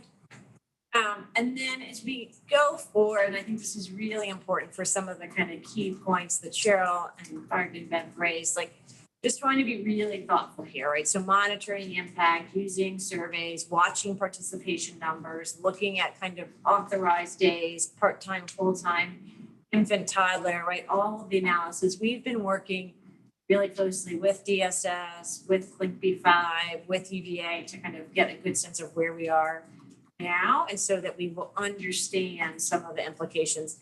We're always careful, around when you start to change rates, like there's the good change, and then there's sort of the things you didn't expect. And so really monitoring this carefully, but wanting to get more dollars to providers, in this practice year before VQB5 becomes official statewide, wanting to continue to attract providers to be a part of the child care subsidy program. And again, with things like Recognize B5, getting more dollars in teachers' hands as well. So trying to phase it, but if we get kind of a conceptual endorsement today, we'll flag. I'll ask Aaliyah to send out an email once we send out the kind of the dates for July 1st, letting us know if there's any concerns or questions there.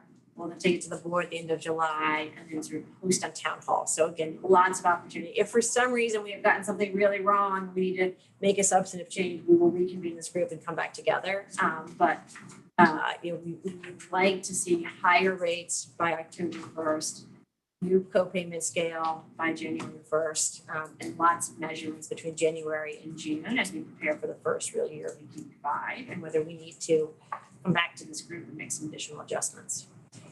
The other only piece I will add is it's hard to imagine because the governor just signed the budget on Tuesday, but already thinking about, to sort of Cecilia's point, are there other things that we need to add to this section of the budget, right? So good or bad, we have now put in language about child care subsidy program into the state budget, but it does mean if we need to sort of make some other shifts and we want to take quicker action, use exempt action again, we'll be kind of considering that this summer as well and making those recommendations to the governor roughly by Labor Day. Cecilia's point, even if there could be some consideration of looking at 4 days or them really going full days when they're in the fours that year, just because I just think they'll be better prepared to move into kindergarten versus the part-time. So I think to do a full, infant all the way through might be tough go, but financially, Cecilia, you mentioned that piece of it. It is an issue, and it helps parents start to see the importance of attendance and the children going, because that sometimes can be a real issue when they get K-5 as well. My child is not there today. Yeah. It's not really. Yeah, I think structurally, you also think about true choice, right? I mean, I think, we've made some pretty significant expansion for Virginia Preschool Initiative and mixed delivery into 3s and 4s, right? This idea of a 2-year experience that puts kids on track for success, thinking about kind of those summer experiences, thinking about the transition to kindergarten. And I agree. I think we've talked at least in a minute about like piloting that, like sort of extended it. I mean, basically the idea is, and we did some version of this in Louisiana, where if a kid is a certain age, you basically you'd authorize differently, right? You're 32 months, right? And I basically would say, all right, based on your age, I'm actually going to give you 5 days a week and cover you through, the fall of your kindergarten year, right? So it's a bit disconnected from or sort of parents' and families' work status, but is basically sort of rooted in your age, and you have to be eligible in all the other factors, but it's a sort of different way of thinking about it. And in that regard, then it allows for you to develop a relationship with a provider and then sort of support your learning and development more continuously through. We talked to some outside folks from the 2 universities, Syracuse and Mason, maybe, who are you're Catholic, I don't know, somebody in the DC area. Yeah. But they were saying you're just tremendously episodic use of childcare subsidy, right? And some of this was before you were authorized for 12 months, but like you're on for a month and you're off for a month, right? And if and sort of this, it being directly tied, particularly for parents who are involved in the gig economy, like it's just so unstable for kids that you don't see those same gains that you traditionally see with kind of quality pre-K. And so thinking about, structurally, maybe you don't do it across the board. Like I don't even guarantee you 3 years of after school, but I might want to do something different for 3 and 4-year-olds. Something to think about. The other thing I want to compliment you on is the focus that you all have on the quality piece of, let's really look at this practice here. Are we going to need to throw more in for continuous improvement before we get to the real year? Because my greatest fear is you've done such a great job of advocating and getting the additional funds, and then those ratings come out in 2024 and people look like, well, why do we do all of this? So I just want to say I appreciate that, because I think hopefully that will prevent that from happening, because you can at least see those practices. I'm assuming you're able to see, stabilizing how they look, but yeah, and we'll continue to grapple with that, right? I mean, I think, and we've gone back and forth. I want to be clear. I think these rates are about meeting expectations, right? Like I think we need, if we're realistic about some of the differences between how we fund school-based programs versus, childcare, particularly when we think about all the hours, like we still got some work to go. I don't know if this system can sort of sustain that sticker shock, but I do think realistically saying competitive compensation is necessary just to get to meet expectation. Now I know we've got programs that are making it work with less, right? Because they're extraordinary, but we don't want to build a system based on extraordinary, right? We want to get so that you can do this work, not lose money, pay your teachers, right? Like, again, rate that is competitive, based on what you're asking them to do, based on kind of how you've set up your pay scales within your private company, right, your small business, within your community. And I think we'll have to do some, level setting on that, because it is more. But I will tell you, watching our current governor look at the kind of hourly rate, and he had a real realization, okay, this is actually why, this is so expensive. And you talk through the ratios, and you talk through how hard this work is. And then he visits, Clark Center, and is like, sees empty classrooms, right? Because, the competitive compensation pressures, the fact that Clark has already had to increase rates and still has empty classrooms, right? This was just the current workforce crisis, but I think all of that is really important. I will also say, having a quality measurement system in place is really important, I think, in terms of the conversations we have with elected officials around feeling like, okay, we should make these type of big investments. And because we know that we will have some insight into what kids are experiencing. All right. So I think we need, and I know it's like we're getting this, we're asking for a kind of endorsement on taking these set of exempt actions. So I mean, a lot of it, I'm not really sure what we do if you didn't endorse it because it's still the law of the land. But I think, and we don't have quorum, and we'll note that. But I think it would be helpful to hear: are there any changes that we need to make beyond kind of finalizing these numbers? And do we have the general support of this body, recognizing again that we don't have official quorum? Jenna, can I throw something out real quick? I know you're struggling with this. Last night I joked earlier. I'm fine. I don't have to make this decision. I did some quick math on the scenario C, which would be the most expensive to the family per child cost at $63. I just applied the numbers directly to what I charge in Rivers Bend, and if y'all went scenario C, you're still paying 93% of the tuition to Rivers Bend Children's Center. I just thought I would throw that out. I'm not saying go with C, but I know as you struggle with that number, maybe look at it on the positive side that if you did land there, you're still paying 93%. Yeah. Just in my little math, That's just yeah. No, I mean, I think that is true, and I want to acknowledge that, right? I mean, no matter where we land, A, B, or C, relative to what we've done before, you know, it is better, and we're still asking parents to contribute sort of percentage-wise, a very low piece. I think the challenge for us is that people have been paid nothing for 2 years, right? So it is other than the example that Cheryl gave, right, where, you know, we've made you pay nothing officially, but we've also been underfunding the whole system, right? So it is, you know, that's a really important reminder to Clark as we sort of think through, okay, if we get rates right, what is a reasonable contribution from families that, you know, will you know, help support some things. I think it also helps support attendance and some other factors. So that's a good point. Do you need a motion to endorse the exempt actions as presented today? Is that what you want? That would be helpful, yes. Right, so I move that we endorse the exempt actions as presented to us today. We have a motion on the floor, I believe that is from Jennifer. Mm-hmm. Then we got a second from We Clark. have a second. And a second from Clark. Are there any further discussion? I know that there's one question in the chat box. The one that came in from Cheryl, did you have one? From Cheryl did have a question. Why is a 2-year-old considered to be a preschooler as it applies to subsidy rate? That does not apply to any public or private school. Yeah, so Cheryl, that's a great question, and it's actually something that we have been talking about as well. So I think we're gonna look to separate out a older toddler rate.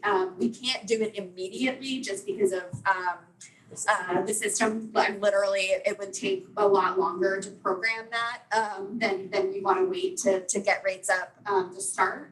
But that'll be sort of a next phase is to integrate an older toddler rate into the subsidy rate so that we're mirroring our licensing requirements or our licensing age groups. Yeah. Thank you. Motion has been made and second. Any further discussion? All those in favor say aye. Aye. Aye. Any opposed? Ayes have it, motion carried. Awesome. Excellent. All right. We want to do a 5-minute break. We want to keep moving through. I want to keep moving. There we go. All right, let's do it. Okay. Can I keep? Yes. Get them tired since they're going into my part. I know. So at least we're not keeping them from lunch. Yeah, that's always. Right. All right. So the last agenda item here is we brought to this group last fall, feels like years ago, but last fall, the notice of intended regulatory action for the general procedures and the background checks. I should note, this is not the large body of all the sort of things you think about, staffing, supervision, equipment, all the, like that's what's being discussed in the work group, section by section each month. But we have added in a set of revisions we sent around to you that basically revises the kinds of the general procedures for operating and then kind of combines the background checks largely because all of that was already spelled out in the law. And so there's just no point to have it in two places. And so it's kind of a simplification. There are a few, and I'll walk us through this and then sort of, have Jeff offer commentary here. There's a few sort of substantive changes, but for the most part, this is kind of a consolidation and then just an acknowledgement that for the most part, the ways in which we do background checks in Virginia is codified in either federal or state law. And so there's just not a real reason for having it additionally written up in regulation. It does, so striking all of this does not mean that these things do not apply. And we want to make sure that we communicate that carefully. It's just, it's not good practice. The lawyers and others have advised us sort of having it in multiple places, but it creates some risk that one side can get out of sync with the other. So we removed some of the unnecessary language, we've adjusted structure format. We've tried to kind of incorporate some updates, and then we're constantly thinking about the balance right here of like, can we have as little as possible in regulation, while also making sure that we have kind of enough fairness throughout the system in terms of, when you apply for a license, all that kind of thing. I will say, and I should have noted this as well, we had been hopeful that there might be some budget language that would offer a lot more flexibility on background checks, and that did not make it through the session. And so, in an ideal world, we'd have some exempt action there too to be able to make those adjustments. And unfortunately, it did. It made it pretty close to the end, and then it got hung up.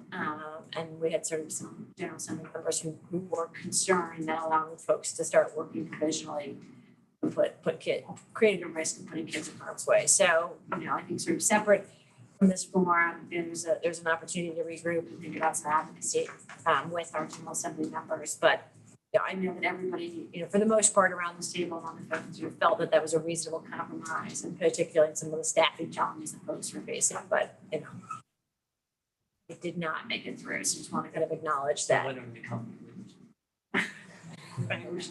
We should send you to them. I know, right? I know. So we should definitely talk about that. So next slide, please. So the general procedures, again, we're not trying to kind of limit sort of rights and responsibility. We took some things like the fee requirements out of one section and added to another. It's just not a lot of brand new stuff here. It's just trying to put in one place, generally, like this is what the steps to take to get a license, right? Completely separately from the sort of set of health and safety expectations that you gotta then implement day in, day out. And then for the background checks, again, it looks like it's an enormous removal, but a lot of this is actually just taking out stuff in the regs that either were mostly aligned with the Code of Virginia, but just not necessary. And so the remaining piece we then took out of this regulation entirely, put into general procedures, so that we would repeal officially the background checks, but your day-to-day practice, to be very clear, does not change, because all of this is spelled out in federal law or state law. And we unfortunately, there are places where the Code of Virginia is more restrictive than the federal requirements. And we're helping to kind of remedy some of those this year, but that did not play out. Questions, concerns, Jeff or Jim, what would you add here as folks are Well, I'd just like to take one of the examples that Clark likes to use about volume of paper. And in terms of, what we've done, general procedures, we've literally probably cut 10%, 50%. You know, it was like I looked at this, I think it was like, 14,000 words down to like 7 or something. Right. Yeah. And background checks from I think that was 25 pages, pretty much down to a section in the general procedures, without sacrificing rights or safety or security or anything along those lines, and gaining a lot of efficiency. One of the things that we want to make sure we do is not instruct through regulation. Instruct through a handout. Here's the process you need to go through to do background checks. On front and back is more likely to get better compliance than say, read this manual of 45 pages. Okay. And so we need to commit to making sure that we do a good job instructing, not just regulating. And so it really is a win-win for everyone. We're excited about this, and I appreciate the support that y'all have given us for that. I do want to just say one thing about the background checks. One of the things by doing this, we can clean up things. A lot of the background check problems have to do with out-of-state requests. We cleaned up and made a process that makes that a little less painful in terms of, especially when states we know for a fact don't issue background checks. We have a process that we can expedite that process, so we don't have to wait for them to say no. We know they say no, therefore let's just get some documentation and make it move faster. Questions? Right. A lot. Total different procedure all of a sudden it's coming from them. It's just states don't do them or states don't want to share. Yeah, part of it is they're sharing it with the FBI's registry. And they don't share, because if they share it with the FBI, then we don't have to request it separately. But if they don't share it from the FBI, that makes the provider have to go to them. And then in some instances, they're not even willing to give it to us or y'all. I think that in part of it, I've understood everything from politics to the economics of like the state police don't want to share because they somehow think that they'll just really use the FBI and not pay for the state police check. So. And some are also now, like in California, it's trying to charge people out of state for those checks. Right. And crazy amounts of money too.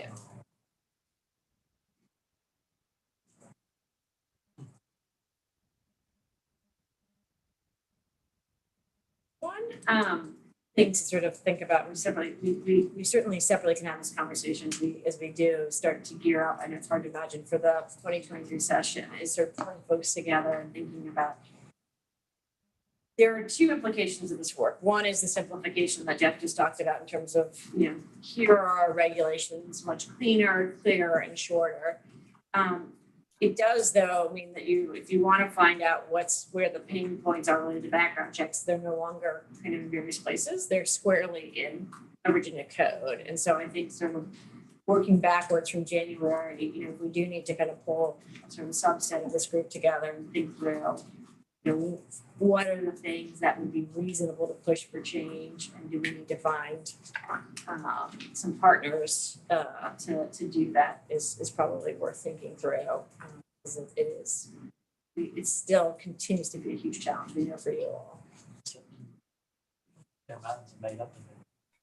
That's true, actually, engaging about it every day. And the thing is, it's also very different from people, so why is it suddenly unsafe for them when they're 5 in class?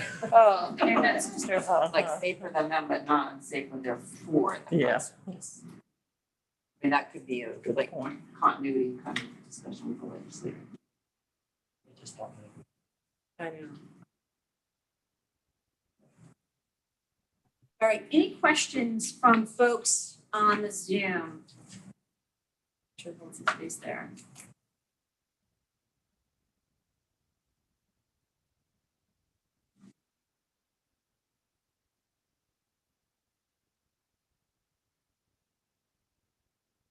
Hearing none, again, noting that we don't have quorum, and we'll note this to the board.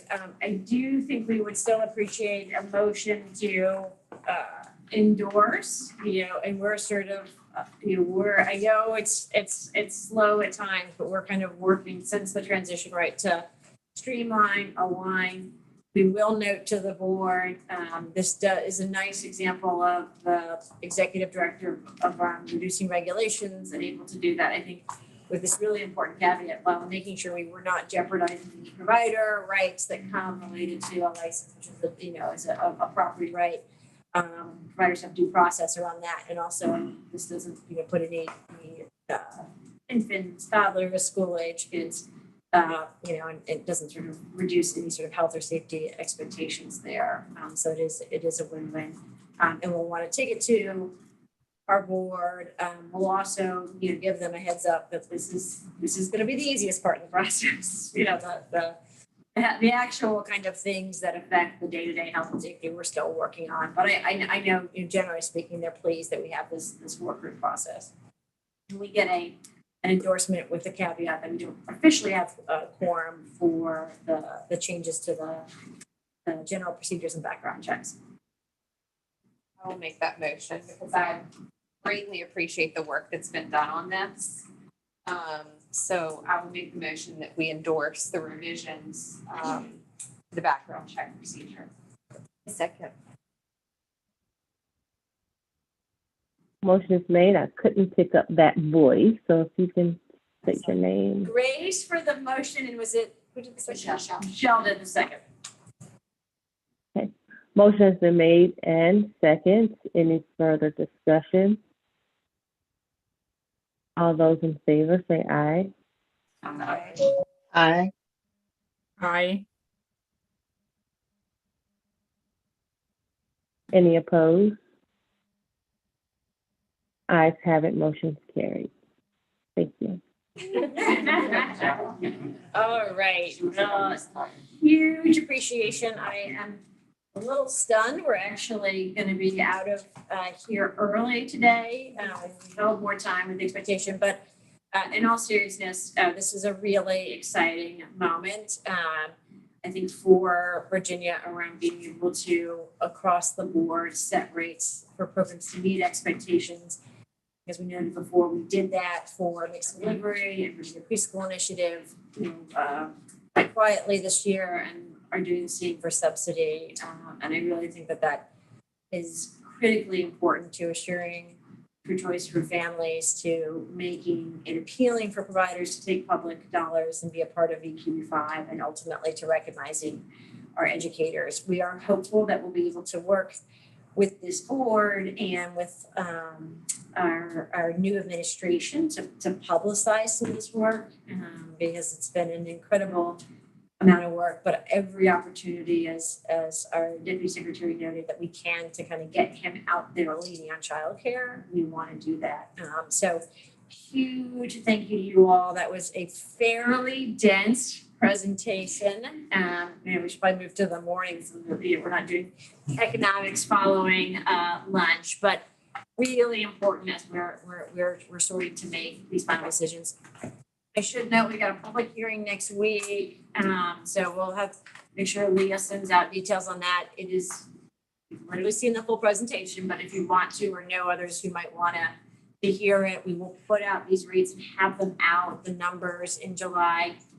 You guys offered really helpful insights today. So as you put out the numbers and you say, hey, this rate doesn't make sense, you do a little Clark math, right, live next to me as we speak. We're still taking feedback, right? So again, we've got to kind of get these numbers final by August 1st so that we can plug them into the system. But, please don't hesitate to email Aaliyah at any point if you're like, oh my gosh, I talked to somebody, have we thought about this, or have you thought about that? We've still got a good sort of 5 to 6 weeks before we are somewhat etching these numbers in stone. I also think as you're thinking about implications, I'm always the person who walks away from me like this, like tomorrow, like, oh, I thought of this thing.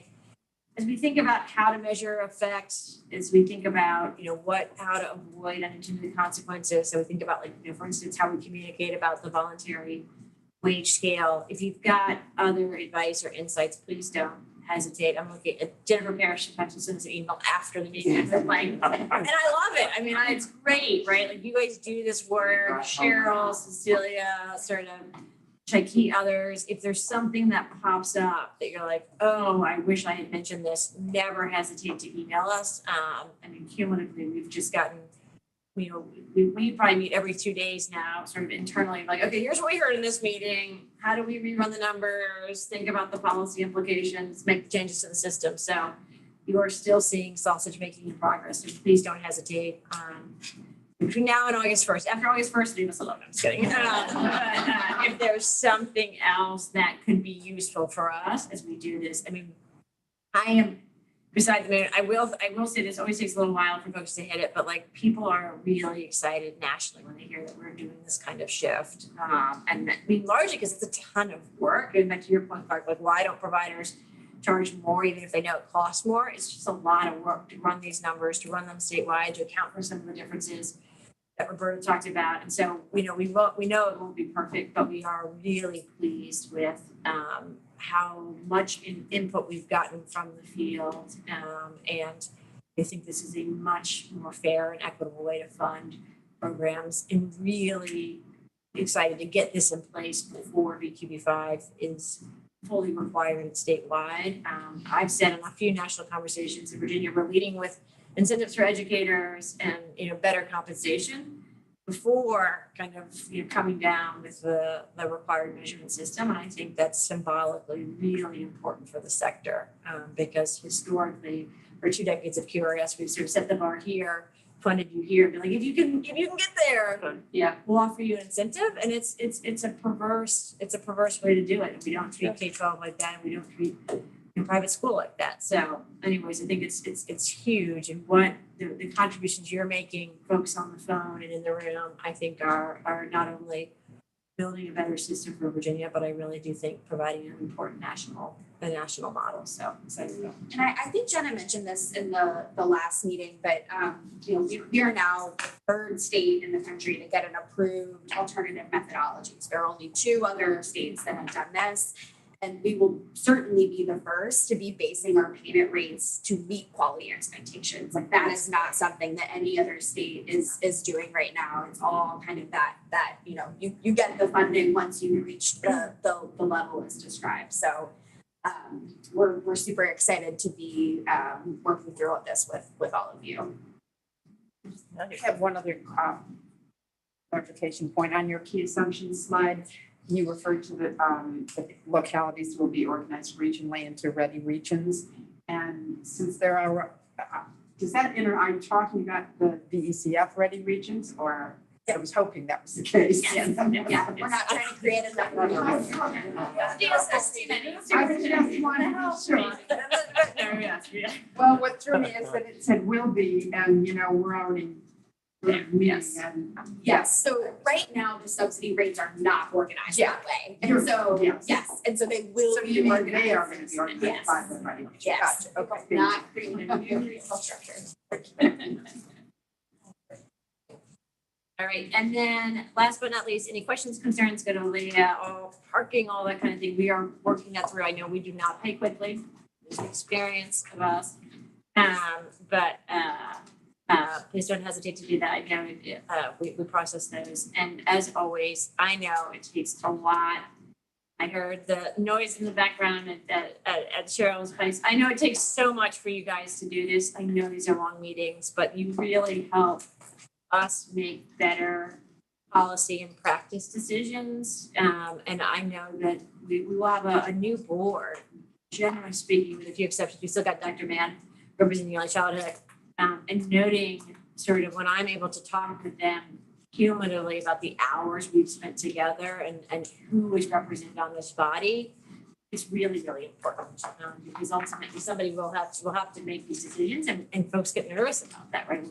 Who's vetted this? Who's seen this? And so for us to be able to say, here's the roadshow that we've done, here are the hours we've spent together since launching over a year ago, it really pays off. And supports us to manage the Board of Education. So thank you so much for your time and for being here today.